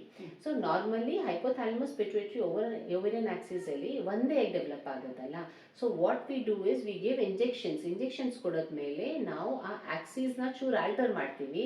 ಆಲ್ಟರ್ ಮಾಡಿಬಿಟ್ಟು ಮೋರ್ ದೆನ್ 1 egg ಪ್ರೊಡಕ್ಷನ್ ಆಗಬೇಕು ಆ್ಯಂಡ್ ಚೆನ್ನಾಗಿ ಆಗಬೇಕು ಅಂತ ಇಂಜೆಕ್ಷನ್ಸ್ ಕೊಡ್ತೀವಿ. ಸೊ 5 to 10 days ಆ ಥರ ಇಂಜೆಕ್ಷನ್ಸ್ ಕೊಡ್ತೀವಿ, ದಿನ ಇಂಜೆಕ್ಷನ್ಸ್ ಇರ್ತೇವೆ. ಸೊ ಅದಾದಮೇಲೆ ಜೊತೆಗೆ ನಾವು ಬೀಜೋತ್ಪತ್ತಿ ಸ್ಕ್ಯಾನಿಂಗ್ ಕೂಡ ಮಾಡ್ತಾ ಹೋಗ್ತೀವಿ. ಸೊ ನಮಗೆ ಗೊತ್ತಾಗುತ್ತೆ ಬೀಜ ಬೆಳವಣಿಗೆ ಎಷ್ಟಾಗ್ತಿದೆ. ಯಾವಾಗ ಬೀಜ ಬೆಳವಣಿಗೆ ಕರೆಕ್ಟಾಗಿ ಆಗುತ್ತೆ ಆವಾಗ ನಾವು ಓವಮ್ ಪಿಕಪ್ಪಿಗೆ ತಗೊಂಡ್ಬಿಡ್ತೀವಿ. ಅಂದರೆ ತುಂಬ ಸಲ ಹಾಸ್ಪಿಟಲ್ಗೆ ಹೋಗಿ ಪದೇ ಪದೇ ಅಬ್ಸರ್ವೇಷನ್ ಮಾಡಿಸ್ಕೊತಾ ಇರಬೇಕು, ಚೆಕಪ್ ಮಾಡಿಸ್ಕೊತಾ ಇರಬೇಕು. IVF ಅಲ್ಲಿ ತುಂಬ ಟೈಮ್ ಇಸ್ ರಿಕ್ವೈರ್ಡ್ ಅಲ್ಲ ಮ್ಯಾಮ್? ಹಾಗೆ ಇದು ತುಂಬಾನೇ ಎಕ್ಸ್ಪೆನ್ಸಿವ್ ಕೂಡ ಅಲ್ವಾ IVF? IUIಗೆಲ್ಲ ಹೋಲಿಸಿದ್ರೆ. ಮತ್ತೆ ನಾನು ಮುಂಚೆ ಕೂಡ ಹೇಳಿದ್ದೀನಿ, IVF ಅಂದರೆ it is expensive only. So ಅದಕ್ಕಾಗಿ ಲಾಸ್ಟ್ ಆಪ್ಷನ್ ನನ್ನ ಪೇಷಂಟ್ಸ್ನ IVF ಕೊಡ್ತೀನಿ. ಬಿಕಾಸ್ ತುಂಬ ಸತಿ ಮ್ಯಾಮ್ ಇದು ನಮ್ಮ ಎಲ್ಲರಿಗೂ ಇಷ್ಟು ಈಸಿ ಅನಿಸ್ತಾ ಇದೆ, ಬಟ್ ಯಾವಾಗ ಪೇಷಂಟ್ ಬರ್ತಾರಲ್ಲ, ಕೆಲವೊಬ್ರು ಪೇಷಂಟ್ ಮನೇನ ಇಟ್ಬಿಟ್ಟು ಬರ್ತಾರೆ, ಅಂದ್ರೆ ಲೋನ್ ತಗೊಂಡು ಟ್ರೀಟ್ಮೆಂಟ್ ಬರ್ತಾರೆ, ಸಾಲ ಮಾಡ್ಕೊಂಡು ಟ್ರೀಟ್ಮೆಂಟ್ಗೆ ಬರ್ತಾರೆ. ಅಂತ ಪೇಷಂಟ್ಸಿಗೆ I feel very bad. So ಅದಕ್ಕಾಗಿ ನಾನು ಎಲ್ಲ ಲಾಸ್ಟ್ ಆಪ್ಷನ್ IVF ಇಟ್ಕೊಳ್ಳೋಣ ಇವರಿಗೆ, ಬಿಕಾಸ್ ಆಗಸ್ಟ್ ಪ್ರಯತ್ನ ಪಡೋಣ ಇವ್ರು ನಾರ್ಮಲ್ ಆಗ್ಲಿ ಅಂತ, ಅಂದ್ರೆ IUI ಇಂದ ಆಗ್ಲಿ ಅಂತ. ಸೊ ದಟ್ ಎಲ್ಲರಿಗೂ ಅಟ್ಲೀಸ್ಟ್ ಈಗ ತಾಯ್ತನದ ಹಂಬಲ ಎಲ್ಲರಿಗೂ ಇರುತ್ತೆ. ಟ್ರೀಟ್ಮೆಂಟ್ ಸ್ವಲ್ಪ ಕಾಸ್ಟ್ಲಿ ಇರೋದ್ರಿಂದ, ಅದನ್ನು ಕೈಗೆಟಕದ ರೀತಿಯಲ್ಲಿ ಇರೋದ್ರಿಂದ ನೀವು ನ್ಯಾಚುರಲ್ ಪ್ರೋಸೆಸ್ಸಿಗೆ ಪ್ರಯತ್ನ ಪಡ್ತೀನಿ. ದಟ್ IVFಗೆ ಹೋಗಬಾರ್ದು, IUI ಅಲ್ಲಿನೇ ಮುಗಿಬೇಕು ಅಂತ ಆಗಸ್ಟ್ ಪ್ರಯತ್ನ ಪಡ್ತೀನಿ. ಓಕೆ. ಅದು ಆಗಿಲ್ಲ ಅಂದರೆ ನಮ್ಗೆ ಆಗಲೇಬೇಕು ಅಂತಂದರೆ ಕಾಸ್ಟ್ಲಿ ಆದರೂ ಪರವಾಗಿಲ್ಲ, ಎಷ್ಟೋ ಜನ IVF ಅನ್ನು ಪ್ರಿಫರ್ ಮಾಡ್ತಾರೆ. ಮತ್ತೆ ಇನ್ನೊಂದು ವಸ್ತು, ನಾನು ಅದು ತುಂಬ ಸ್ವಲ್ಪ ಮಿಸ್ಟೇಕ್ಸ್ಗಳು ಕೂಡ ಇದ್ವೆ. ಬಟ್ ಅದ್ರ ಬಗ್ಗೆನೂ ಆ್ಯಕ್ಚುಲಿ ನನ್ನ ಯೂಟ್ಯೂಬ್ ಚಾನಲ್ ಕೂಡ ಇದೆ, ಗೈನಕಾಲಜಿಸ್ಟ್ ಡಾಕ್ಟರ್ ಸೋನಿಯಾ ಅಂತ. ಸೊ ಅದರೊಳಗೆ ನಾನು ಮಿಸ್ಟೇಕ್ಸ್ ಬಗ್ಗೆ ಕೂಡ ಮಾತಾಡಿದ್ದೇನೆ. ಸೊ ಬಂಜೆತನ ಟ್ರೀಟ್ಮೆಂಟ್ ಒಳಗೆ ನಾವು ಯಾವ ಟೈಲರಿಂಗ್ ಸಮಥಿಂಗ್ ಅಬೌಟ್ ಫ್ರೆಂಡ್ಸ್ ನೋಡಿ ಅಂತ ಏನಾದ್ರು ಹೇಳ್ತಿದ್ರಿ ಅನ್ಸುತ್ತೆ. Okay ma'am. ಈಗ ಸಾಮಾನ್ಯವಾಗಿ IVF ಮಾಡಿಸ್ಕೊಂಡವರಲ್ಲಿ ಮ್ಯಾಮ್ 2 ಮಕ್ಕಳು 3 ಮಕ್ಕಳೇ ಜಾಸ್ತಿ ಆಗತ್ತೆ ಅನ್ನೋದೊಂದು ಒಂದು ಒಪಿನಿಯನ್ ಇದೆ. ಇದ್ರ ಬಗ್ಗೆ ಏನು ಹೇಳ್ತೀರಾ ಮ್ಯಾಮ್? ಅಂದರೆ ಒಂದಕ್ಕಿಂತ ಹೆಚ್ಚಿಗೆ ಎಂಬ್ರಿಯೋ ಇಟ್ಟು ನೀವು ಪ್ರೋಸೆಸ್ ಮಾಡೋದ್ರಿಂದನೇ ಈ ಥರ ಆಗತ್ತಾ, ಹೇಗೆ ಇದು ಮ್ಯಾಮ್? ಆ್ಯಕ್ಚುಲಿ ಏನಾಗುತ್ತೆ, ನಾನು ಹೇಳಿದ್ದೀನಿ ಅಲ್ಲ, ದಟ್ 2 to 3 ಎಂಬ್ರಿಯೋಸ್ ನಾವು ಇಂಪ್ಲಾಂಟ್ ಮಾಡ್ತೀವಿ, ಎಂಬ್ರಿಯೋ ಟ್ರಾನ್ಸ್ಫರ್ ಮಾಡ್ತೀವಿ. ಸೊ ಎಂಬ್ರಿಯೋ ಟ್ರಾನ್ಸ್ಫರ್ ಮಾಡಿದ್ಮೇಲೆ ಯಾಕೆ ನಾವು 2 to 3 ಮಾಡ್ತೀವಿ ಅಂದರೆ ಅಟ್ಲೀಸ್ಟ್ 1 ಅಥವಾ 2 ಅಟ್ಯಾಚ್ ಆಗಲಿ. ಬಿಕಾಸ್ ನೋಬಡಿ ನೋಸ್, ಅಂದ್ರೆ ಯಾರು ಗೊತ್ತಾಗಲ್ಲ ಯಾವ ಎಂಬ್ರಿಯೋಗೆ ಇಂಪ್ಲಾಂಟೇಶನ್ ಸಿಗ್ಬಿಡುತ್ತೆ, ಯಾರಿಗೂ ಹೇಳಲಿಕ್ಕೆ ಬರಲ್ಲ. ಓಕೆ. ಸೊ ಅಟ್ಲೀಸ್ಟ್ 2 to 3 ಹಾಕ್ಬಿಡ್ತೀವಿ, so that at least 1 embryo attach ಆಗಲಿ ಆ್ಯಂಡ್ ಪ್ರೆಗ್ನೆನ್ಸಿ ಸಕ್ಸಸ್ಫುಲ್ ಆಗಲಿ ಅಂತ. ಹಾಗಾಗಿ ಕೆಲವೊಂದ್ಸಲ ಎರಡನ್ನೂ ಗುಡ್ ಗ್ರೋತ್ ಇದ್ರೆ 2 ಆಗುತ್ತೆ, ಗುಡ್ ಗ್ರೋತ್ ಇದ್ರೆ 3 ಮಕ್ಕಳಾಗ ಸಾಧ್ಯತೆ. ಟ್ವಿನ್ಸ್ ಆ್ಯಂಡ್ ಟ್ರಿಪ್ಲೆಟ್ಸ್ ಅದಕ್ಕೆ ಚೂರು. ಆಮೇಲೆ ಅದು ಕೂಡ ಮ್ಯಾಮ್ ನಾವು ಪೇಷಂಟ್ಸ್ ಹತ್ರ ಕೇಳ್ತೀವಿ, ಗುಡ್ ಕ್ವಾಲಿಟಿ ಎಂಬ್ರಿಯೋಸ್ ಎಷ್ಟೆಷ್ಟು ಬಂದಿದೆ, 2 ಬಂದಿದೆ ಅಥವಾ 1 ಬಂದಿದೆ. ನಾವು ಎಲ್ಲ ಪೇಷಂಟ್ ಕನ್ಸೆಂಟ್ ತಗೊತೀವಿ. ಸರ್ ಗುಡ್ ಕ್ವಾಲಿಟಿ ಎಂಬ್ರಿಯೋಸ್ 2 ಬಂದಿದೆ ಅಥವಾ 3 ಬಂದಿದೆ ಅಥವಾ 1 ಬಂದಿದೆ, ಸೊ ನಾವು ಅದು ಇಷ್ಟ ಹಾಕೋಣ ಅಂತ. ಇವ್ರು ಶುಡ್ ಬಿ ಮೆಂಟಲಿ ನನಗೆ 1 ಮಗು ಬೇಕು ಅಂತ ಬಂದಿರ್ತಾರೆ, ಅವಾಗ 2 ಮಗು ಆಗುತ್ತೆ, 3 ಮಗು ಆಗುತ್ತೆ ಅಂದ್ರೆ ಅವ್ರಿಗೆ ಸಾಕೋದು ಕಷ್ಟ ಆಗುತ್ತೆ. ಮತ್ತೆ ಹೆಲ್ತ್ ಇಶ್ಯೂಸ್ ಆಗ್ಬೋದು. ತುಂಬಾ ಕೆಲವರು ವೀಕ್ ಇರ್ತಾರೆ, ಹಾರ್ಮೋನ್ಸ್ ಇಂಬ್ಯಾಲೆನ್ಸ್ ಆಗುತ್ತೆ, 3 ಮಕ್ಕಳು ಹೇರಕ್ಕಾಗಲ್ಲ ಅನ್ನೋರು ಇರ್ತಾರೆ, ಸಾಕಾಗಲ್ಲ ಅಂತಾರೆ. ಎಕನಾಮಿಕಲ್ ಕಂಡೀಷನ್ನು ಇಂಪಾರ್ಟೆಂಟು, ಆಮೇಲೆ ಅವ್ರದ್ದು ಮನೆ ಪರಿಸರನೂ ಇಂಪಾರ್ಟೆಂಟ್ ಆಗುತ್ತೆ. 1 ಮಗು ಸಾಕೋಬೋದು, ಗುಡ್ ಒನ್ ಯಾವುದಿದೆ ಅದನ್ನು ಚೂಸ್ ಮಾಡ್ಕೋಬೋದು. ಆಮೇಲೆ ನಮ್ಮದು ಇನ್ನೊಂದು 2 ಮುಖ್ಯ ಪ್ರಶ್ನೆ ಇದೆ ಮ್ಯಾಮ್. ಯಾವ ಏಜಿನಲ್ಲಿ ನಾವು IVF ಅನ್ನು ಪ್ರಿಫರ್ ಮಾಡ್ಬೋದು? ತೀರಾ ಬಿಲೋ 20 years ಇರುವಾಗ ಲೇಡೀಸು ಅಥವಾ 40 years, ಹೇಗೆ ಯಾವ ಏಜು ಗುಡ್ ಏಜು ಅಂತೀರಾ IVFಗೆ ಆಯ್ಕೆ ಮಾಡ್ಕೊಳ್ಳುವಾಗ ಟ್ರೀಟ್ಮೆಂಟಿಗೆ? ಮ್ಯಾಮ್ ಆ್ಯಕ್ಚುಲಿ ಏನಾಗುತ್ತೆ, ಅದು ನಾನು ಎಲ್ಲರಿಗೂ ಇದನ್ನೇ ಹೇಳ್ತೀನಿ, this the biggest mistake people do. ಏನಾಗುತ್ತೆ ಅಂದರೆ ನಾವು ಹುಟ್ಟುವಾಗ ದೇವರು ನಮಗೆ ಒಂದು ಫಿಕ್ಸ್ಡ್ ಅಮೌಂಟ್ ಆಫ್ ಎಗ್ಸ್ ಕೊಟ್ಟಿದ್ದಾರೆ ನಮ್ಮ ಓವರೀಸ್ದಲ್ಲಿ ಅಥವಾ ಅಂಡಾಶಯದಲ್ಲಿ. ಸೊ ಏನಾಗುತ್ತೆ, ನಾವು ಇಡೀ ಜೀವನ ಅದೇ ಎಗ್ಸ್ ಜೊತೆಗೆ ಇರಬೇಕು, ಮತ್ತೆ ಯಾವುದು ಎಗ್ ಬೇರೆದು ಬರಲ್ಲ. ಸೊ ನಾವು ಹುಟ್ಟುವಾಗ ಸಪೋಸಿಂಗ್ಲಿ 6 ಮಿಲಿಯನ್ ಎಗ್ಸ್ ದೇವರು ಕೊಟ್ಟಿದ್ದಾರೆ ಅಂದ್ರೆ ಪ್ಯೂಬರ್ಟಿ ಆಗಸ್ಟ್ ತನಕ, ಅಂದ್ರೆ ಯಾವಾಗ ನಾವು ಮೆಚ್ಯೂರ್ ಆಗ್ತೀವಿ, ಮೆನಾರಿಟಿ ಆಗ್ತೀವಿ ಅಥವಾ ಪೀರಿಯಡ್ ಸ್ಟಾರ್ಟ್ ಆಗುತ್ತೆ, ಆ ಏಜ್ವರೆಗೂ 1 ಮಿಲಿಯನ್ ಎಗ್ ನಮ್ಮಲ್ಲಿ ಇರ್ಬೋದು. ಓಕೆ, ಸೊ ಆ 1 ಮಿಲಿಯನ್ ಎಗ್ ಪೂರ್ತಿ ಮೆನಾರಿಟಿ ಸ್ಟಾರ್ಟ್ ಆಗಿದ್ದರಿಂದ ಮೀನೋಪಾಸ್ ವರ್ಗು ರಜಾ ಸ್ಟಾರ್ಟ್ ಆಗಿದ್ರಿಂದ ರಜಾ ನಿಲ್ತ ಅಂದ್ರೆ 40 years 45 years menstrual cycle start ಆಗೋದ್ರಿಂದ ಮೆನ್ಸ್ಟ್ರುವಲ್ ಸೈಕಲ್ ಸ್ಟಾಪ್ ಆಗಸ್ಟ್ ತನಕ ಇಷ್ಟು ವಯಸ್ಸಿದೆ, ಅಷ್ಟೊಳಗೆ 1 ಮಿಲಿಯನ್ ಎಗ್ ಇಂದಾನೆ ಕಟ್ಕೊಂತಾ ಹೋಗ್ತೀವಿ. ಓಕೆ, ಸೊ ಹೇಗಾದ್ರೂ ನಮ್ಮ ಏಜ್ ಜಾಸ್ತಿ ಆಗ್ತಾ ಹೋಗುತ್ತೆ, ಹಾಗೂ ನಮ್ದು ಎಗ್ ಇಂದು ಕ್ವಾಲಿಟಿ ಕೂಡ ಕಮ್ಮಿ ಆಗೋ ಚಾನ್ಸಸ್ ತುಂಬಾ ಇರ್ತವೆ. ಹಂಗೆ ಅಂದ್ರೆ ಬಿಲೋ 40 ಬೆಟರ್ ಅಂತೀರೋ ಅಥವಾ below 50 better? 32-33 is the best age ಅಂತ? ಅಲ್ಲ ಮ್ಯಾಮ್, 32-33 ಗಿಂತ ಮುಂಚೆನೆ ನಮ್ದು ರಿಸರ್ವ್ ಬೆಟರ್ ಇರುತ್ತೆ. 32-33 ಆದ್ಮೇಲೆ ನಮ್ ರಿಸರ್ವ್ ತುಂಬಾ ಕಮ್ಮಿ, ನೋ ರಿಸರ್ವ್ ಅಂತ ಕೌಂಟ್ ಮಾಡಿ ಸಕ್ಸಸ್ ರೇಟ್ ಕಡಿಮೆ ಇರುತ್ತೆ. ಎಸ್, ಬಿಕಾಸ್ ಕ್ವಾಲಿಟಿ ನಮಗೆ ಇಷ್ಟು ಸಿಗೋದಿಲ್ಲ. ಸೊ ಅದಕ್ಕೆ IVF ನಾವು ಟೈಮ್ ವೇಸ್ಟ್ ಮಾಡಬಾರ್ದು ಆ ವಯಸ್ಸಲ್ಲಿ. ಇದೀಗ ಮ್ಯಾರೇಜಸ್ ಲೇಟ್, ಬಿಕಾಸ್ ನಾವು ಎಲ್ಲ ಕರಿಯರ್ ಎಜುಕೇಶನ್ ಮಾಡಬೇಕು, ಡಬಲ್ ಡಿಗ್ರಿ ಮಾಡಬೇಕು, ಜಾಬಿಗೆ ಹೋಗ್ಬೇಕು, ಸ್ವಲ್ಪ ಅಮೌಂಟ್ ಎಲ್ಲ ಮಾಡ್ಕೊಂಡು ಲೈಫ್ ಸೆಟ್ಲ್ ಆದ್ಮೇಲೆ ಮದುವೆ ಆಗಬೇಕು. ಈಗಿನ ಎಜುಕೇಶನ್ ಸಿಸ್ಟಮ್ ಅಲ್ಲಿ 30 ನಂತರನೇ 30+ ಮೇಲೆ ಮದುವೆ ಆಗೋದು ಅಂತ ಆಗುತ್ತೆ. ಆಮೇಲೆ 35 ಆದ್ಮೇಲೆ ಒಂದು 5 ವರ್ಷ ಗಂಡನಿಗೆ ಹೊಂದ್ಕೋಬೇಕು. 35 ನಂತರ ಸ್ವಲ್ಪ ಕಷ್ಟ ಅಂತ ಅಂತೀರಾ ನೀವು? ರಿಪ್ರೊಡಕ್ಟಿವ್ ಟೈಮ್ ಅಲ್ಲಿ what according to our books best age is 22-23. Okay, ಮಗು ಎಲ್ಲ ಆಗ್ಲಿಕ್ಕೆ. ಬಟ್ ಈಗ ನಾವು ಆ ತರ ಪರಿಸ್ಥಿತಿಯಲ್ಲಿ ಇಲ್ಲ. ಓಕೆ, ಬಿಕಾಸ್ ನಮ್ಮ ಎಜುಕೇಶನ್ ಕಂಪ್ಲೀಟ್ ಆಗ್ತಾ ಸೊ ಬೆಸ್ಟ್ ಏಜ್ ನೀವು ಕೆಳಕ್ಕೆ ಹೋಗ್ಬೇಡ್ರಿ. ಬಟ್ ಲೋ ರಿಸರ್ವ್ ಯಾವಾಗ ಸ್ಟಾರ್ಟ್ ಆಗುತ್ತೆ, we should talk about that. So 32-33 ಕಿಂತ ಮುಂಚೆನೆ ಅಟ್ಲೀಸ್ಟ್ 1 ಆಗ್ಲಿ ಅಂತ ನಾವು ಹೇಳ್ತೀವಿ. ಬಿಕಾಸ್ ವಾಟ್ ಹ್ಯಾಪನ್ಸ್ ಇಸ್ 35 ಆದ್ಮೇಲೆ ಕ್ವಾಲಿಟಿ ಡಿಕ್ರೀಸ್ ಆಗುತ್ತೆ. ಅದಾದ್ಮೇಲೆ ಸಿತಾರೆ ಜಮೀಪರ್ ಅಂತ ಮೂವಿ ನೋಡಿದಿರ ma'am. So mentally handicapped children ಆಗೋಕ್ಕೂ ಚಾನ್ಸಸ್ ಜಾಸ್ತಿ ಇರ್ತವೆ. ಫ್ರೆಂಡ್ಸ್, ತಾಯ್ತನಕ್ಕೂ ಒಂದು ಸರಿಯಾದ ಏಜ್ ಇರಬೇಕಾಗ್ತದೆ. ನಮ್ಮದು ಹಾರ್ಮೋನ್ಸ್ ಡಲ್ ಆಗ್ಬೋದು, ಆಮೇಲೆ ನಮ್ಮದು ದೇಹದ ತಾಕತ್ತನ್ನೇ ಕಳ್ಕೊಂಡಾಗ, ತಾಯಿ ಆಗಿದಾಗ ಕೆಲವೊಂದು ಅಂಗವಿಕಲ ಮಕ್ಕಳು ಹುಟ್ಟ ಸಾಧ್ಯತೆ ಇರುತ್ತೆ. ದೇಹದ ಯಾವುದೇ ಒಂದು ಭಾಗ ಕೂಡ ಸರಿಯಾಗಿ ಬೆಳವಣಿಗೆ ಆಗದೆ ಹ್ಯಾಂಡಿಕ್ಯಾಪ್ ಮಕ್ಕಳು ಹುಟ್ಟಿದ್ರೂ ಕೂಡ ಅದನ್ನು ಸಾಕೋದು, ಪೋಷಣೆ ಮಾಡೋದು ತುಂಬ ಕಷ್ಟ ಆಗೋದ್ರಿಂದ IVF ಇರ್ಬೋದು, IUI ಇರ್ಬೋದು, ಯಾವುದನ್ನೇ ಚಾಯ್ಸ್ ಮಾಡ್ಕೊಳ್ಬೇಕಿದ್ರೆ ಆದಷ್ಟು ಬೇಗ ಡಿಸಿಷನ್ನ ತಗೊಂಡ್ರೆ ಕಾಂಪ್ಲಿಕೇಶನ್ಸು ಕಡಿಮೆ ಅಂಥೇಳಿ ಮೇಡಮ್ ಹೇಳ್ತಾ ಇದ್ದಾರೆ. ಹಾಗೆ ಮೇಡಮ್, ಇನ್ನೊಂದು ಬಹಳ ಮುಖ್ಯವಾದ ಪ್ರಶ್ನೆ ಇದೆ. IVF ಮಾಡಿಸ್ಕೋಬೇಕಾದ್ರೆ ಸೂಪರ್ ಸ್ಪೆಷಾಲಿಟಿ ಹಾಸ್ಪಿಟಲ್ಗಳೇ ಆಗಬೇಕು ಅಥವಾ ಜನರಲ್ ಹಾಸ್ಪಿಟಲ್ಗಳಲ್ಲಿ ಮಾಡಿಸ್ಕೋಬೋದಾ, ಹೇಗೆ ಅಂತ ಮ್ಯಾಮ್? ಈಗ ಲ್ಯಾಬೊರೇಟರಿ ಯಾವ ಥರ ಇರಬೇಕು ಅಂತ ಮ್ಯಾಮ್? IVF ಅಂದರೆ ಇನ್ವೈಟ್ರೋ ಫರ್ಟಿಲೈಸೇಷನ್ ಅಂದರೆ ನಾವು ಆ ಥರ ಮೇಂಟೈನ್ ಮಾಡ್ಕೋಬೇಕು. ಯಾವುದು ಲ್ಯಾಬೊರೇಟ್ರಿ ಇರುತ್ತಲ್ಲ, ನಾವು ಲ್ಯಾಬೊರೇಟ್ರಿನ ಹ್ಯೂಮನ್ ಬಾಡಿ ಥರ ಟೆಂಪ್ರೇಚರ್ ಇರಬೇಕು ಆ ಲ್ಯಾಬೊರೇಟ್ರಿದು. So that is very important. That IVF ಯಾವಾಗಲೂ IVF ಸೆಂಟರ್ ಒಳಗೆ ಸ್ವಲ್ಪ ಅದನ್ನು ಕಂಟಿನ್ಯೂ ಮಾಡೋಣ ಮ್ಯಾಮ್. ಯಾಕೆಂದ್ರೆ ಯಾವ ರೀತಿ ಲ್ಯಾಬೊರೇಟರಿ ಇರಬೇಕು, ಹಾಸ್ಪಿಟಲ್ ವ್ಯವಸ್ಥೆ ಯಾವ ತರ ಇರಬೇಕು IVF? So ma'am, it should always B in the IVF centre. So ಏನಾಗುತ್ತೆ, IVF ಸೆಂಟರ್ ಅಲ್ಲಿನೇ ಇದೆಲ್ಲ ಆಗ್ಬೇಕು. ಲೆವೆಲ್ 2 ರಿಜಿಸ್ಟ್ರೇಷನ್ ಅಂತ ಇರುತ್ತೆ ನಾವು ART ಲಾಸ್ ಪ್ರಕಾರ. ಸೊ ಲೆವೆಲ್ 2 ರಿಜಿಸ್ಟ್ರೇಷನ್ ಯಾವ ಸೆಂಟರಿಗೆ ಆಗಿರುತ್ತೆ ಅಲ್ಲಿನೇ IVF ಎಲ್ಲ ಮಾಡಿಸ್ಬೇಕು. ಓಕೆ, ಹಾಗಾದ್ರೆ ಹಳ್ಳಿಯವರು ಇರ್ಬೋದು, ತುಂಬಾ ಇಂಟೀರಿಯರ್ ಪ್ಲೇಸ್ ಅವರು ಯಾರು IVF ಹೋಗ್ಬೇಕು ಅಂದ್ರೆ ಫಾಲೋ ಅಪ್ ಚೆಕಪ್ ಸ್ವಲ್ಪ ಕಷ್ಟ ಆಗುತ್ತೆ. ಈಗ ನಾವು ಏನ್ ಮಾಡಿದೀವಿ, ನಾನು ಅಶೋಕ ಸಂಜೀವಿನಿ ಹಾಸ್ಪಿಟಲ್ ಅಲ್ಲಿ ಕೆಲಸ ಮಾಡ್ತೀನಿ, ಶಿವಮೊಗ್ಗ ಮೀನಾಕ್ಷಿ ಭವನ್ ಪಕ್ಕ ಆಪೋಸಿಟ್ ಸೈನ್ಸ್ ಫೀಲ್ಡ್ ಆಪೋಸಿಟ್ ಇದೆ BH ರೋಡ್ ಅಲ್ಲಿ. ಸೊ ಅಲ್ಲಿ ನಾನು ಕೆಲಸ ಮಾಡ್ತೀನಿ. ಈಗ ಅಶೋಕ ಸಂಜೀವಿನಿ ಹಾಸ್ಪಿಟಲ್ ಅವರನ್ನೇ ಟೈ ಅಪ್ ಮಾಡ್ಕೊಂಡಿದ್ದಾರೆ IVF ಜೊತೆಗೆ. ಸೊ ಮಿಲಾನ್ ಅಂತ ಬ್ಯಾಂಗ್ಳೂರಿಂದ IVF ಅವರು ನಮ್ಮ ಜೊತೆಗೆ ಟೈ ಅಪ್ ಆಗಿದ್ದಾರೆ. ಓಕೆ, ಅಂದ್ರೆ ಮಿಲಾನ್ ಬ್ಯಾಂಗ್ಳೂರ್ ಹಾಸ್ಪಿಟಲ್ ಅವರು ನಿಮ್ಮ ಹಾಸ್ಪಿಟಲ್ ಜೊತೆ ಟೈ ಅಪ್ ಆಗಿದ್ದಾರೆ.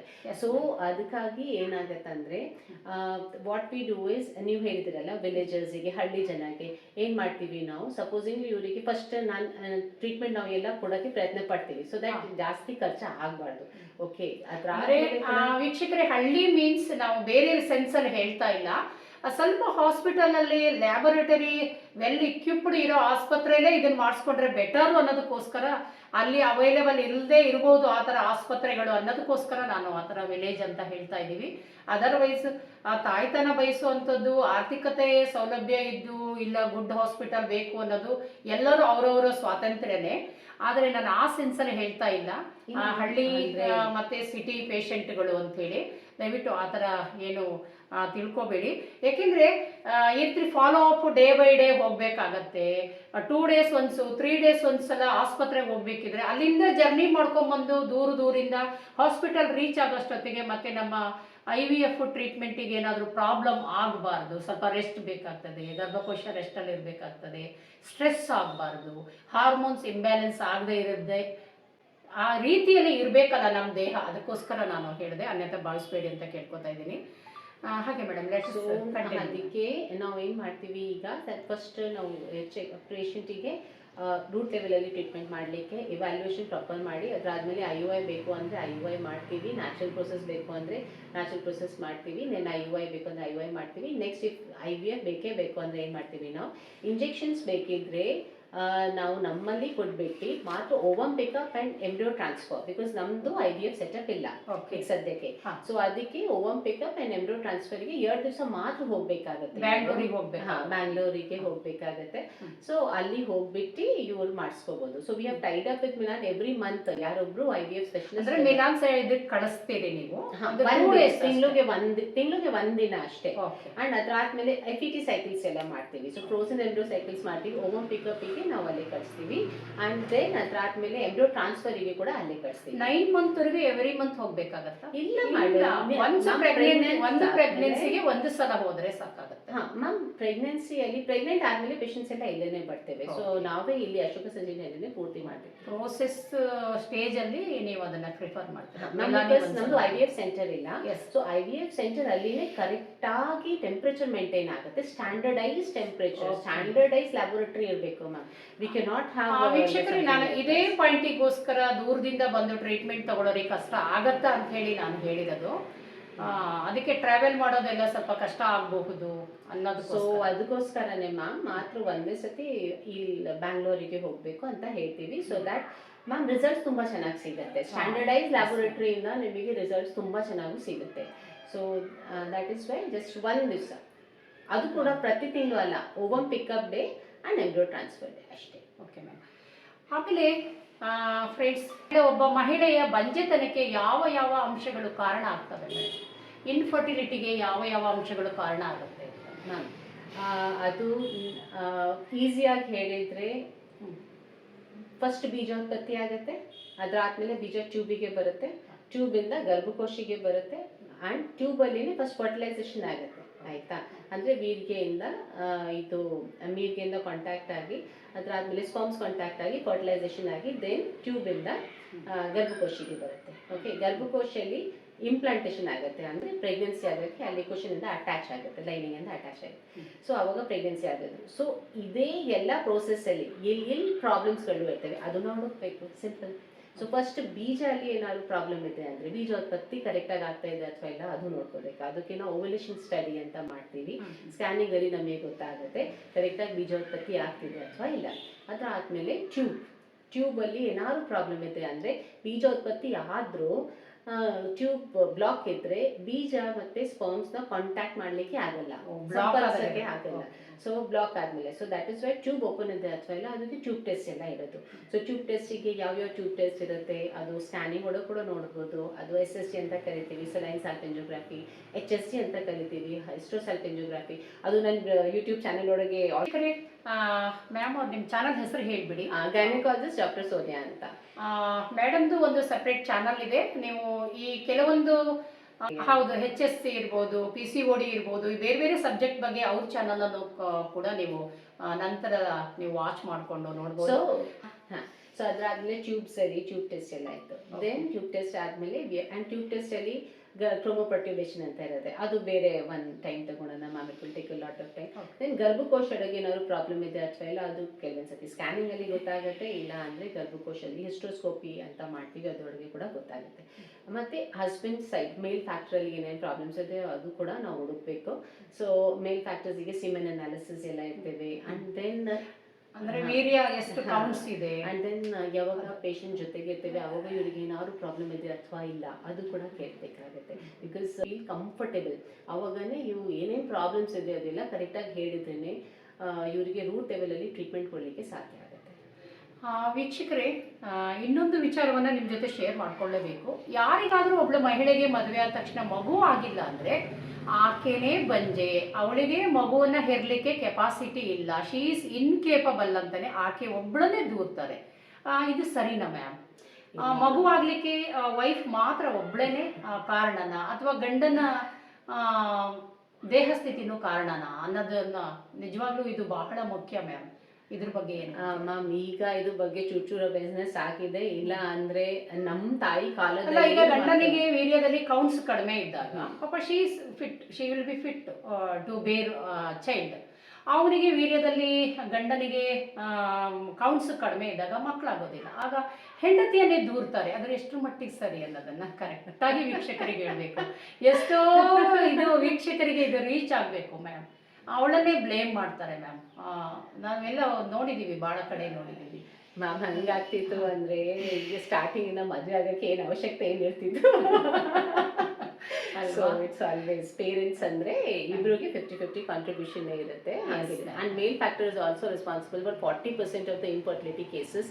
ಸೊ ಅದಕ್ಕಾಗಿ we have to give importance to male factor also. And ಅದಕ್ಕಾಗಿ ನಾನು ಇದು ಕೂಡ ಹೇಳ್ತೀನಿ that if your husband has cooperated well with you during infertility treatment, ಹಿಂಗಾದರೂ ನೀವು ತುಂಬ ಲಕ್ಕಿ ಅಂತ ಅನ್ಕೋಬೋದು. And you should thank your husband for that. ಅವರಿಗೆ ಥ್ಯಾಂಕ್ಸ್ ಹೇಳ್ಬಿಡೋಣ ಮ್ಯಾಮ್. ಇಲ್ಲ ಕೋಆಪ್ರೇಷನ್ ನಿಜವಾಗ್ಲೂ ನೀವಾಗಲೇ ಒಂದು ಮಾತು ಹೇಳಿದ್ರೆ ಮ್ಯಾಮ್, 50-50 ಕಾಂಟ್ರಿಬ್ಯೂಷನ್ ಒಂದು ಮಗು ಆಗುವಾಗ ಗಂಡಂದು ಮತ್ತು ಹೆಂಡತಿ 50-50% ಕಾಂಟ್ರಿಬ್ಯೂಷನ್ ಇದ್ದರೆ ಮಾತ್ರ ಒಂದು ಕೋಆರ್ಡಿನೇಷನ್, ಅಂಡರ್ಸ್ಟ್ಯಾಂಡಿಂಗ್ ಇರಬೇಕು. ಟ್ರೀಟ್ಮೆಂಟಿಗೂ ಪರಸ್ಪರ ಅವರು ಕೋಆಪ್ರೇಷನ್ ಮಾಡಿಲ್ಲ ಅಂದರೆ ಸಾಧ್ಯ ಇಲ್ಲ. ಹಾಗಾಗಿ ಆ ಮಗು ಆಗಿಲ್ಲ ಅಂದ ತಕ್ಷಣ ಒಂದು ಹೆಂಡತಿಯನ್ನೇ, ನಿಮ್ಮ ಸೊಸೆ ಇರ್ಬೋದು, ನಿಮ್ಮ ಮಗಳು ಇರ್ಬೋದು, ಇಬ್ಬರೂ ಗಂಡ ಹೆಂಡತಿ ಹೋಗಿ ಚೆಕಪ್ಪಿಗೆ ಒಳಪಡಿ ಅಂತೇಳಿ ದೊಡ್ಡವರು ಹೇಳಬೇಕು, ಬೇರೆಯವರು ಅಕ್ಸೆಪ್ಟ್ ಮಾಡ್ಕೋಬೇಕು. ಇಬ್ಬರೂ ಕಾರಣ ಇರ್ತಾರೆ, ಕೇವಲ ತಾಯಿ ಮಾತ್ರ ಬಂಜೆತನಕ್ಕೆ ಕಾರಣ ಅಲ್ಲ ಅನ್ನುವಂಥದ್ದು. ಎಲ್ಲರಿಗೂ ನಾನು ತುಂಬ ಥ್ಯಾಂಕ್ಸ್ ಹೇಳ್ತಾ ಇದ್ದೀನಿ.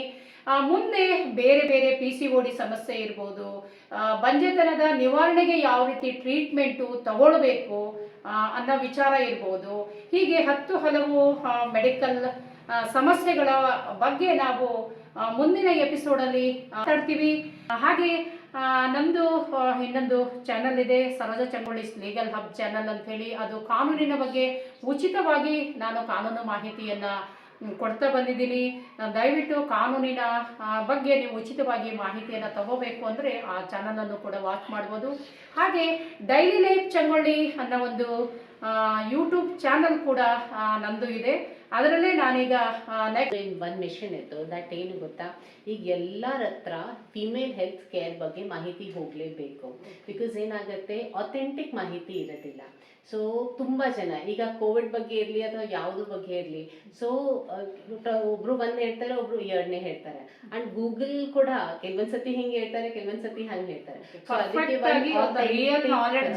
ಜನರಿಗೆ ಬೇಕಾಗಿ, ಸೊ ನನ್ನ ಕರೆಕ್ಟಾಗಿ ಅಥೆಂಟಿಕ್ ನಾಲೆಜ್ ಸಿಗಲಿ ಆ್ಯಂಡ್ ಫೀಮೇಲ್ ಹೆಲ್ತ್ ಅವೇರ್ನೆಸ್ ಬಗ್ಗೆ ಏನೇನು ಮಿಸ್ಕನ್ಸೆಪ್ಷನ್ಸ್ ಇದೆ ಅದು ಎಲ್ಲ ಸಮಾಜದಿಂದ ದೂರ ಆಗಲಿ ಅಂತ ಉದ್ದೇಶದಿಂದಾನೆ ನಾನು ಗೈನಕಾಲಜಿಸ್ಟ್ ಡಾಕ್ಟರ್ ಸೋನಿಯಾ ಅಂತ ಒಂದು ಚಾನಲ್ ಮಾಡಿದ್ದೀನಿ. ಅದರೊಳಗೆ 75 ವಿಡಿಯೋಸ್ ಇದೆ. ಇಂಗ್ಲಿಷ್, ಹಿಂದಿ, ಕನ್ನಡ 3 ಲ್ಯಾಂಗ್ವೇಜಲ್ಲಿನೇ ಅದರೊಳಗೆ ವಿಡಿಯೋಸ್ ಇದೆ. Basically I am giving preference to ಈಗ ಬಂಜೆತನ ಬಗ್ಗೆ ಏನೇನು ಮಿಸ್ಟೇಕ್ಸ್ ಮಾಡ್ತೀವಿ, ಪ್ರಾಕ್ಟಿಕಲಿ ನಾವು ಯಾವ ಪ್ರಾಬ್ಲಮ್ಸ್ನ ಸಾಲ್ವ್ ಮಾಡ್ಕೋಬೋದು, ಮೆಡಿಸಿನ್ಸ್ ಇಲ್ಲದೆ ನಾವು ಯಾವ ಥರ ಹೆಲ್ದಿಯಾಗಿರಬೇಕು ಅದ್ರ ಬಗ್ಗೆ ಟಿಪ್ಸ್ ಕೂಡ ಇದೆ ನಿಮ್ಮ ಚಾನಲಲ್ಲಿ. Pregnancy, infertility. ಇತ್ತೀಚೆಗೆ ಯೂಟ್ರಸ್ ಅಂದರೆ ಗರ್ಭಕೋಶದ ಕ್ಯಾನ್ಸರ್ ಮತ್ತು ಬ್ರೆಸ್ಟ್ ಕ್ಯಾನ್ಸರ್ ಮಹಿಳೆಯರಿಗೆ ತುಂಬ ಜಾಸ್ತಿ ಆಗ್ತಾ ಇದೆ, ತುಂಬ ಸ್ಪ್ರೆಡ್ ಆಗ್ತಾ ಇದೆ. ಹಾಗಾಗಿ ಅದಕ್ಕೆ ಕಾರಣಗಳು ಏನು, ಯಾವ ರೀತಿ ಟ್ರೀಟ್ಮೆಂಟ್ ತಗೋಬೇಕು, ಕ್ಯಾನ್ಸರ್ ಬರದೇ ಇರೋ ಹಾಗೆ ನಮ್ಮ ಲೈಫ್ ಸ್ಟೈಲ್ ಹೇಗಿರಬೇಕು ಅನ್ನೋದನ್ನು ನಾನು ಮುಂದಿನ ಎಪಿಸೋಡಲ್ಲಿ ಲೈವಲ್ಲಿ ಮತ್ತು ನಮ್ಮ ಡೈಲಿ ಲೈಫ್ ಚಂಗೊಳ್ಳಿ ಯೂಟ್ಯೂಬ್ ಚಾನಲ್ನಲ್ಲಿ ಮುಂದಿನ ಎಪಿಸೋಡಲ್ಲಿ ನಾನು ಮೇಡಮ್ ಜೊತೆ ಮಾತಾಡ್ತೀನಿ, ಮತ್ತು ಬೇರೆ ಕ್ಯಾನ್ಸರ್ ಎಕ್ಸ್ಪರ್ಟ್ಸ್ ಜೊತೆನೂ ಇಂಟರ್ವ್ಯೂವನ್ನು ಮಾಡ್ತೇನೆ ಅಂತ ಹೇಳ್ತಾ, ಅನಿಸಿಕೆ ಇರುವಂಥವ್ರು ಮತ್ತೆ ವಾಚ್ ಮಾಡ್ತಾ ಇರುವಂಥ ನಿಮಗೆಲ್ಲ ಒಂದು ಹೇಳ್ತಾ ಇದ್ದೀನಿ. ಮೇಡಮ್ ಹೇಳಿದ ಹಾಗೆ ಒಂದು ತಾಯ್ತನಕ್ಕೆ 50% ಗಂಡ 50% ಹೆಂಡತಿ ಕಾರಣ ಆಗಿರೋದ್ರಿಂದ ಮಗು ಆಗಿಲ್ಲ ಅಂದ ತಕ್ಷಣ ಮಹಿಳೆಯನ್ನೇ ಖಂಡಿತ ದೂರಬೇಡಿ, ಇಬ್ಬರು ಹೋಗಿ ಚೆಕಪ್ಪಿಗೆ ಒಳಗಾಗಿ ಅಂತೇಳಿ ಮೇಡಮ್ ಹೇಳಿರೋ ಒಂದು ಅಭಿಪ್ರಾಯವನ್ನು ಆಧರಿಸಿ ಹೇಳ್ತಾ ಇದ್ದೀನಿ.